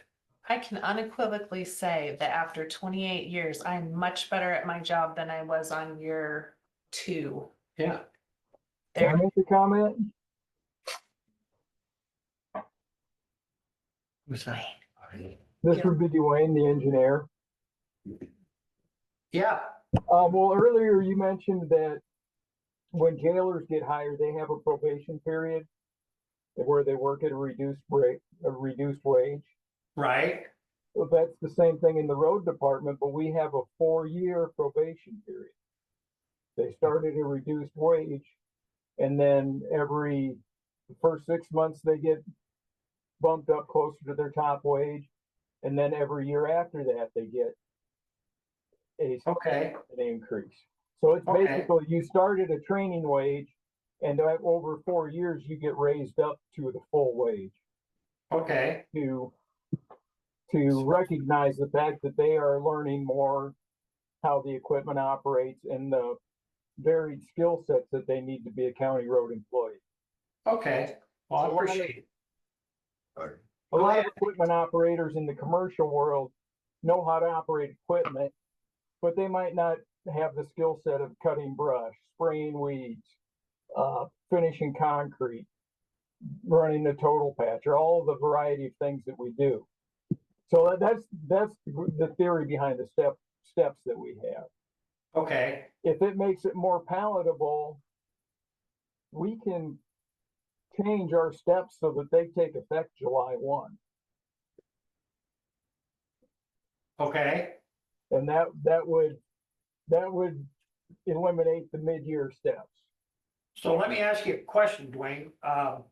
Do you know, and this is just generically speaking, okay, I'm not any particular individual or any particular amount or anything of that nature. So do you know when you prepare your budget, do you know that employee A is going to get a step increase in October and you've got that in your budget? Yeah, Melissa has their hire dates, so that's where their step increases are based on is when they were hired. But what I'm asking is when you submit your budget, then that is figured in. Is that a fair assessment? Yes. Okay, we look forward, and this is where we're going to be July 1, and in the middle of the year, so and so is going to get $1.50 raise because that's his next step. okay.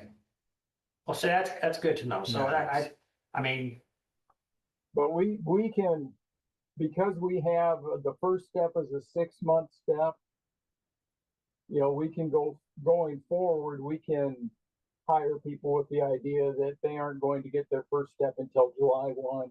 And then we can time them annually after that. And that I understand the heartache that some of the other departments get because they don't understand what we're doing.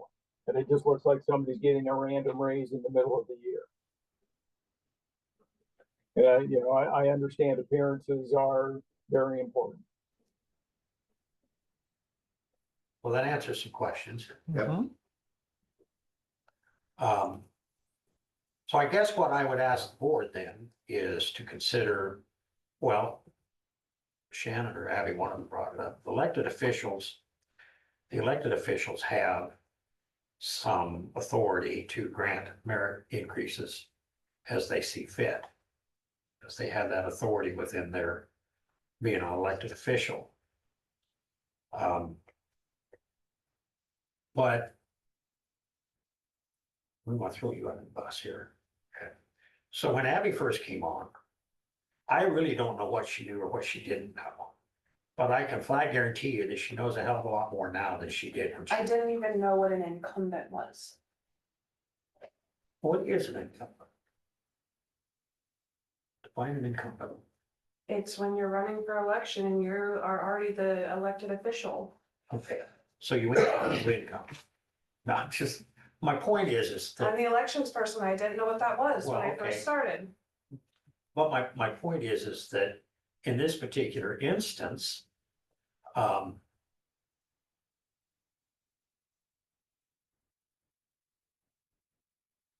as they take on more, well, obviously responsibility, but as they learn more, like you said, brush cutting, As they learn their job Knowledge, more. Yeah. right, okay?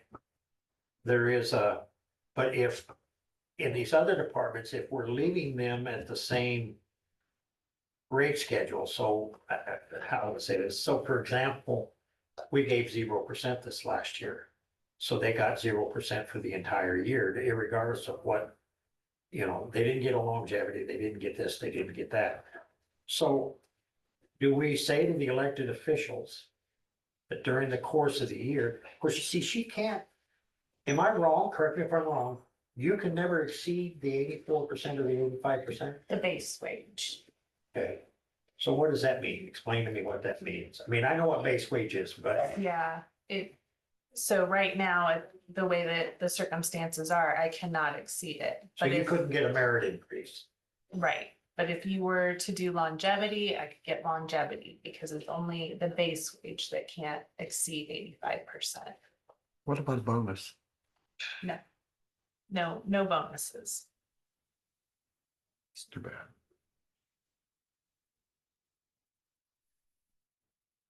So maybe what we could sit down and do is figure out. I don't know, it's, Dwayne was right in terms of, you know, I don't know if I want to say a level playing field, but you know, we gotta look at things and, you know, appearances as well, and maybe there isn't.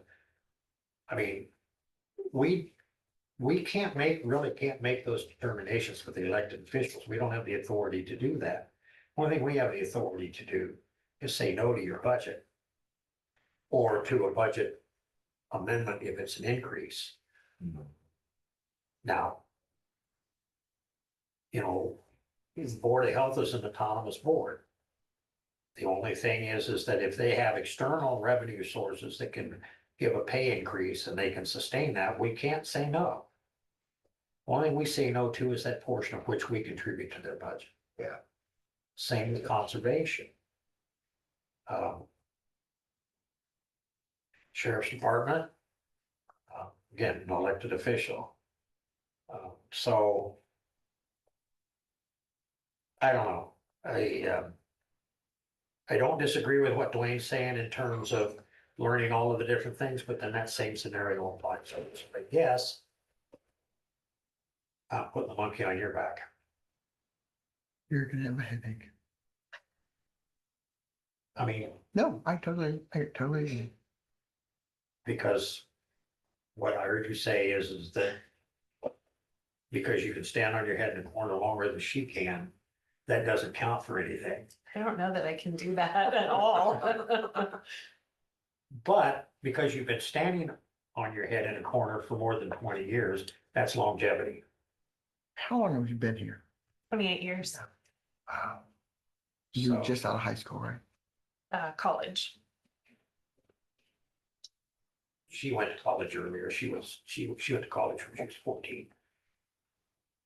Graduated when she was 15 and a half. Not really. Okay, so we shift that around. Right now, I'm more concerned about. I want to decide on pay increase. And I know you want to see the numbers. Yeah. So It sounds like she can make it work. We need to see that stuff. But Yeah. So Wednesday at 8:30 or 9 o'clock. I know you said you had a noon meeting I have a new meeting. out of town or, Here in town. It's down the street. so what time?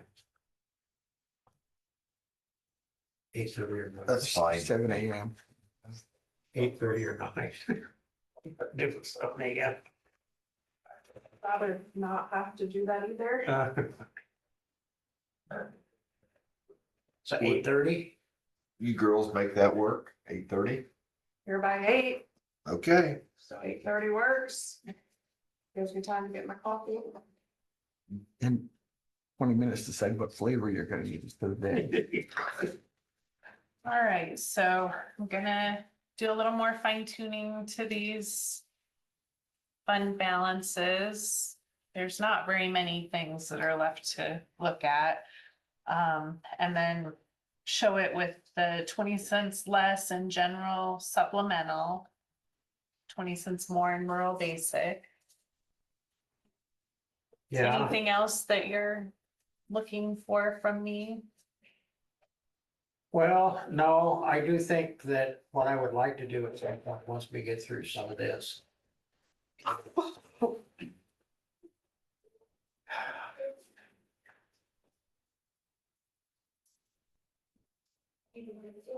I just don't think, and it may not be something we can do in this particular budget session, but I do think, I just don't think we can leave it as a status quo. I think we have to, and we gotta some kind of policy, something we've got to figure out where everybody's on a relatively level playing field. And I don't know if that's possible. That's my problem. I just don't know if that's possible. Because the way that they're structured is differently than the way public health is structured. Yeah, I think That's right different. now you can't, there's no way to determine that because with conservation and public health having their own deal, you know, with these guys, 87 or 85 and 84% of Christie, you know, how do you make that work? Well, the only thing I could see is, I don't know.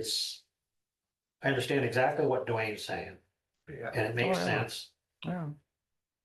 but the same scenario applies. I mean, we just hired a young lady. She's got a boatload of things to learn over there in the recorder's office, and she's doing passports and all that stuff. Mhm. And as she gets, now I know Kelly will bring her up. Yeah, you've hired a good person. Well, I didn't, but. Oh, okay, that's got down from record. But my opinion is that at some point, does that not become stagnant except what we give in pay raises? And I don't know, looking at the big picture, and maybe we can have a conversation with Dwayne is something similar to what the sheriff does. So this is what a full deputy, when he or she is at their. So Bart makes so much. Let's say 10,000, just for, Right. that means Jerry Marcellus makes 85% of that. Right. So that means the other deputies make what? Right They don't now, make a percent of. no, that, they do don't. No, Okay, they don't. But their base salary is, I'm just gonna pick one here. yeah, Their base salary is 73,515 right now. mhm, Um. And when they're at the top of their. After they've been there a year, they go right up to the top of the food chain. So I mean, that's, you know. so they once get a big pass- jump, big Yeah, jump. when they, Okay. I don't know, I don't remember, and he said, and I apologize because I don't remember Yeah. exactly what they come in at, but they come in at X. Yeah, And after a year, they get to that 73,515. So they're making the same as everybody else. yeah, What Dwayne is saying is they come in at X and they're on probation and they learn different things until they get to the top. And I don't know what the top is, but we'll just say crazy figuring equipment operator 5. Okay. mhm, And then they get longevity pay thrown in there. Only thing we can do for these folks is longevity pay, which is up to Christie. Nothing else changes for them. They don't get, you know, because she can stand on her head in the corner longer than Shannon can, doesn't benefit her any. I mean, we have certifications too that we have to achieve. Right. But does that work in your favor? It doesn't. So, Folks over it. well, part of our problem is the law ties our hands. I'm not arguing. I'm Mhm. just, Yeah. Okay. so if you had something like the longevity pay for any other department, Right. you know, that would be put in their budget like now. Right. Yeah. I agree. And, So that means if you're doing it for those guys, you should put the money in now. well, if we, yeah, If I mean, longevity. if we come up with what that looks like, I don't know if do you establish and say, okay, after 10 years, you get 15 cents. I'm just, misunderstand, okay? Oh, I'm just throwing a number out. And after 25 years, you get a nickel more. And it just numbers. So we don't have the authority actually to establish that rate for her. it's up to her. Right. Yeah. We have the authority to approve her budget. But we have the right to ask her. if Sure. She's going to do that. If she is, how much is that And amount? and she would build that into her budget, Yeah, as Dwayne has indicated that he's built it into his Right. budget. right. So in that context, and. So what's preventing Christie from just putting that longevity in their I budget? don't know that it is up to her. It might have to be a county-wide policy for her to be able to do that. I would have to research that. I've never Okay. looked into that, other than the knowledge that 85% for a deputy Would you is look into the, that? Because Yeah. the sheriff department's kind of So doing then we that. could, yeah, The so we road could department's say, kind of doing that. so if we look at the sheriff's department, who doesn't give longevity pay or anything, if we establish what that looks like, well, again, hypothetical numbers. So after 10 years, you get 25 cents, hypothetically speaking. Then any deputy that we have there that's been there 10 years, he or she's gonna get 25 cents more per hour than a deputy that's not been there 10 years. Mhm. Or a nurse that's not been there 10 years, or whatever. And so we can establish, and we're not gonna be able to do anything in this fiscal budget. But we can sit down and start maybe creating that and see what it looks like and go from there. And which would help, shall we say, for lack of a better way of putting it, level the playing field, so to speak. Doesn't penalize those folks. So essentially, these guys are on an island. I hate saying the word island after that Master Bond thing. Yeah, yeah, You know, we work on an island. You realize that? yeah, But that goes here and there. right. Are we gonna make each ones for each individual department? What, you mean, a policy? Yeah, No, I think if what you're indicating turns out to be correct, we establish what the rate is. Oh. And a previous, not a previous board, a future board can change that rate. You can't tie the hands, but, and again, I'm just using hypothetical numbers. So the policy moving forward is after 10 years, 25 cents. Maybe after 5 years, 50 cents, after 10 years, 25 cents. So after 28 years, she immediately qualifies for basically, well, 10 years, 25, 10 years, another 25. So there's 50 cents. Mhm. You know, so those that have already been, I mean, we don't start from scratch. We take into account. Mhm. You know, Lee, I'm sitting here thinking the sick leave policy that people retire and they don't use their sick leave and you pay that off. I'd like to know how much the county's indebted right now to the employees that work here right now if they leave tomorrow. We have that because Do that you? is I'd an really like to assessment that we have to do for the audit every year. I'd really like to see that because that's a figure that we don't Right. know. If they leave tomorrow and they didn't retire, they don't get it. They have to retire and they have to be eligible for hybrid retirement.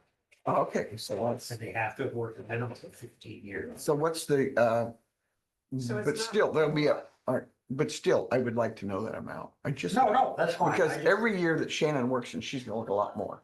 Right. Abby works, they're gonna work a lot more. I'd just like to know. Right, I just wanted to It's- clarify. It that- is limited. You Yeah. can Yeah, only yeah. accrue 900 hours. And you get 30% of that, but you also have to qualify via 15 years of employment. So you can work here 10 years and have your 120 days and retire, and you don't qualify. No, I get that. Conversely, there is a formula, and I don't remember what it is because it doesn't apply to elected officials. I don't know if you got a total 85 or what it is, I don't remember. Years of service plus, But that rule of Age. 88, that might be what it is. Oh, But you to- have to be to eligible achieve for hybrid uppers, retirement. yes. yeah, yeah. Years of service and page. Yeah, it has to equal 88. So basically, if you retire at 65, you gotta have 23 years of service Mhm. to qualify. I can retire at 54. We can change How that many years is policy. that? 20? Would it be 20, 30, 34, because I started when I was 20. Really? Wow. So how many years? did you say? 34. I've got 34 years to go. No, Oh, how many years do I have left? Yeah. I knew that was coming. Uh, 20, 20? yeah. So in year 19, we changed the policy that you have to work here 75 years to qualify. Figures. It's an IPERS policy though. Yeah, thank goodness for IPERS. Okay, so we'll, So Wednesday at 8:30 in the morning. 8:30 in the morning, With potentially. coffee with creamer. Right, well, that's, so potentially, up for consideration is the comp board's recommendation. And then we'll, I know I'm gonna take a lot of guff from that when I walk out of here. yeah, well, I'm gonna walk out behind you. I think, I wanna put you in front so you can take the, I do think though that we need to sit down and try and develop a policy. To level the playing field, yeah, Yeah. it hasn't been fair. so. All right, You know, based on our situation nationally, this might be the last raise we can give. Your IPERS might be plummeting. Your IRA. I already got mine. If we can work it into the budget, not have to raise taxes. Yes. Okay, Well, it looks, I mean, obviously on this hand over here, we're lowering 75 cents. Mhm. On this hand over here, we're just going across the board to move funds from basically one levy to another. And next year, we're going to lower 45 cents. Those are all good things. And there is no increase. Everything is status quo. Like I said, this year, we will lower, when I said 45 cents, that's round figures. So exactly, but, and then we can look and see. We may be able to do more in general sub next year. As well. Yeah. So that's what we're doing is an eye towards reducing property taxes. And I think it's important to let the world know that we're reducing the debt levy because we're paying off debt, or we've got debt paid off. And we preserve this building process. And I know there were some folks out there, and I understand it, there were some folks out there that thought an awful lot of money to put into the building, but I ask you, the same thing I asked them. You could never build a building like this for what we put into it. And where would you build a new building? And this is a focal point for our community. I It's mean, very people historical. see it when they drive by and it looks beautiful. People walk in here and comment on how beautiful it is.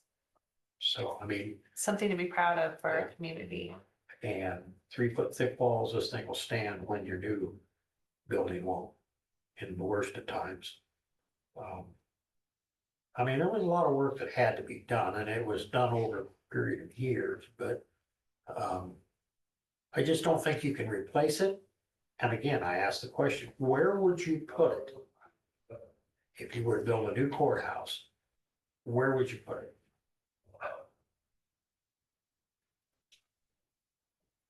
I put it where the civic center was at, but that's, Or where the Madison Barnes. yeah, Sorry, I'm just, I know. I don't mean that.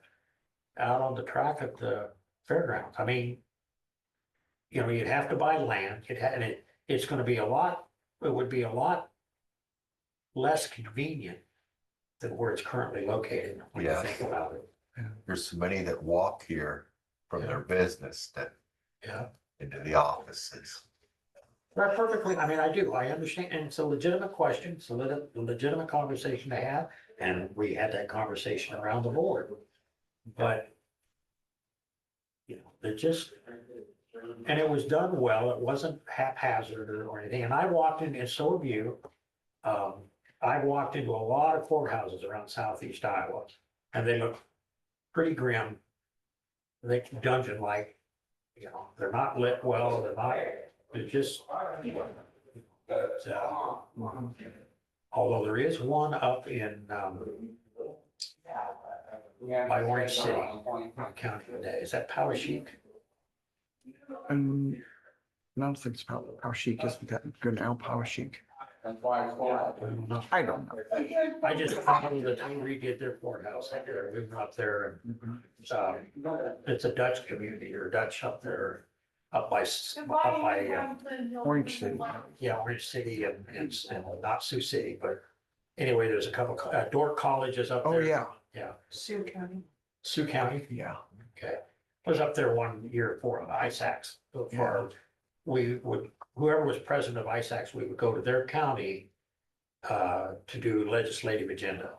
And they'd take us around and they do some kind of thing, and that's up there by another place we went to, up the Lake of the Ozarks, I don't know, Lake of the Ozarks, Osage, Okoboji, yeah, beautiful lake. Really neat place. It's shrimp farm. Yeah.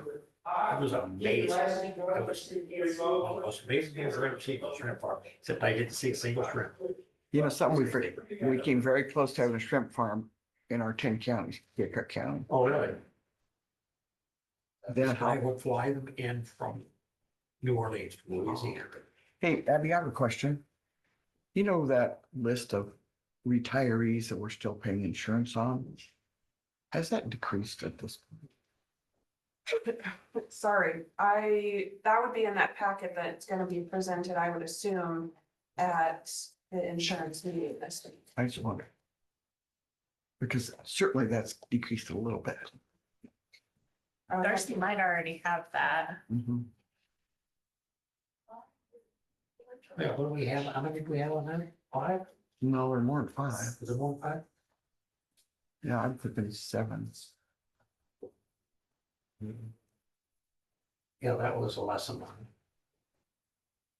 Guess I'm in the dark. Well, I don't know exactly how to explain it, but it was based on stated premium. I think was the terminology that was used, am I right? We had folks who retired. And they carry the insurance, which they're entitled to do. Until they want to, some of them was until they reach age 65, until they were Yeah. Medicare eligible. And the premium that they were paying was quote, the stated premium. So we were paying their insurance policy for all intents and purposes. As if they were still on the payroll. For lack of a better way to put it. And that through no fault of theirs, and they were told this is what it would be. So you can't very well take it away from them after that's what, because they made retirement decisions predicated upon Mhm. what they were told their insurance rate was going to be. It seems like it's our island. Meaning, we're still doing it that, just for Right. those few people. Now, in theory, at least initially, those folks that retired were at the top of their pay range, so you hired folks in at a lower rate, which would help offset that cost. But after a while, the new ones are getting further up the food chain. And I don't know who turns what age when. So when they turn 65 eligible for Medicare, they get off or they continue? Oh, they can only take, as I understand it, they can only take this so many years, 18 months or whatever it was, I don't That's know. Cobra, Cobra, That's okay. cool. Yeah. isn't that? Yeah. The retirement age is. Retire, Joe, I think if, people who are not taking. Was there a Scan, policy usually. ever established for that? Use our handbook. Yeah, I think EBS was implementing it one way and Right. I think the supervisors actually thought it was being implemented differently Yeah. than what it was. a little confusion, Yeah, but if you could share that list with us. yeah, I think Darcy would have that.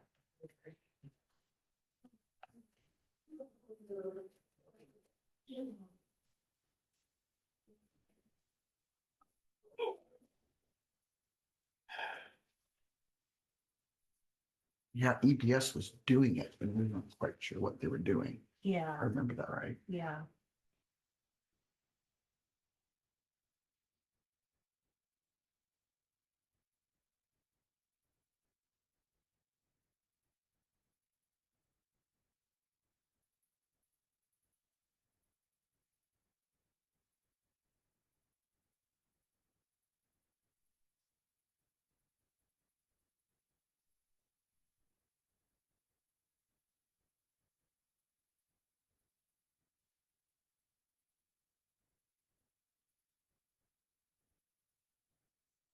I don't see anything.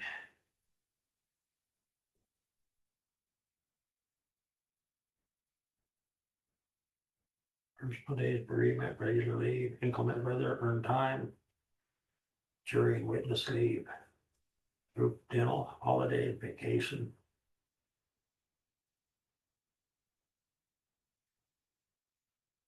Doesn't appear to be anything in the handbook.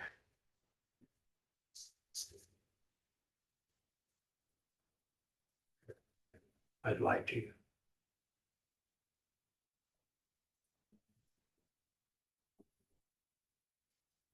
Employees who wish to retire in accordance with Iowa law before attaining Medicare eligibility shall be allowed to continue participation in the employee's health medical plan under the group contract at the employee's own expense until the employee attains Medicare eligibility. An employee who wishes continuation of such coverage must request it in writing within 30 days of the date the group insurance would otherwise terminate. The employee shall remit the applicable premium to the insurance administrator by the 15th of the month. For the following month's coverage, continuation shall terminate when the employee becomes eligible for Medicare. I think that's changed a little bit. I don't remember what the language used to be with this, at the employee's expense, period. And part of it was that EBS interpreted the law regarding that to say that we had to allow them to continue at the premium that we were offering everyone else, and in their minds, that included that subsidy. But I think. But I we've think since they've got rid of since, that, yeah. yes, Yeah. they've since agreed that it could be interpreted the way that So we that felt means it at should some be. point it will go away. Of course, there's some people are pretty young out there. Yeah, because it says at the employee's own expense. That was June. It's been several years since we've done that. Okay. So we meet again on Wednesday morning. And make a determination there, but I think the thought process is right now that the comp board's recommendation is on the table. Pending. Yep. Okay. If I win the lottery between now and then, I won't be here. Okay. That's fine. Don't come back then. No, you know what? Maybe I will be here and I'll just give them a big bonus. There you go. You know, I tell you, No, I'm talking barrels. I don't play because I don't even get a number, let alone 6 numbers.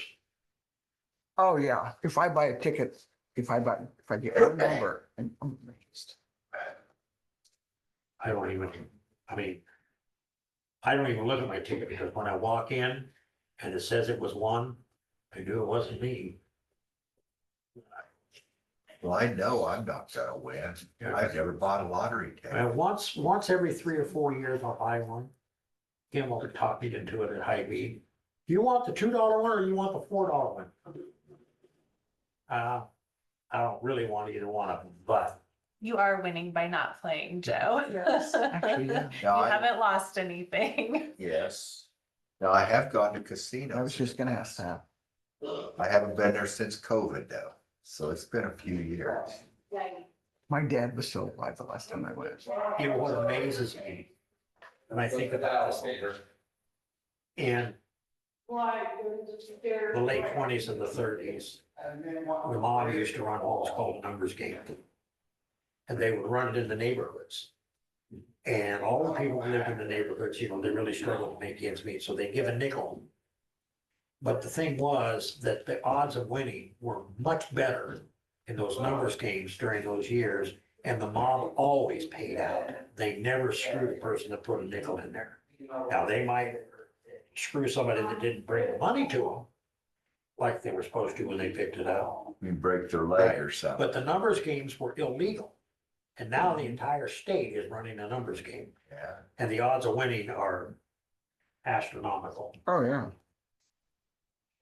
Try to put a moratorium on building more casinos right So now. do we need to have a motion to adjourn? Sure. Okay. Move to adjourn. Second, All those. bye. Thanks, Shannon. Aye. You know, Thanks, everybody.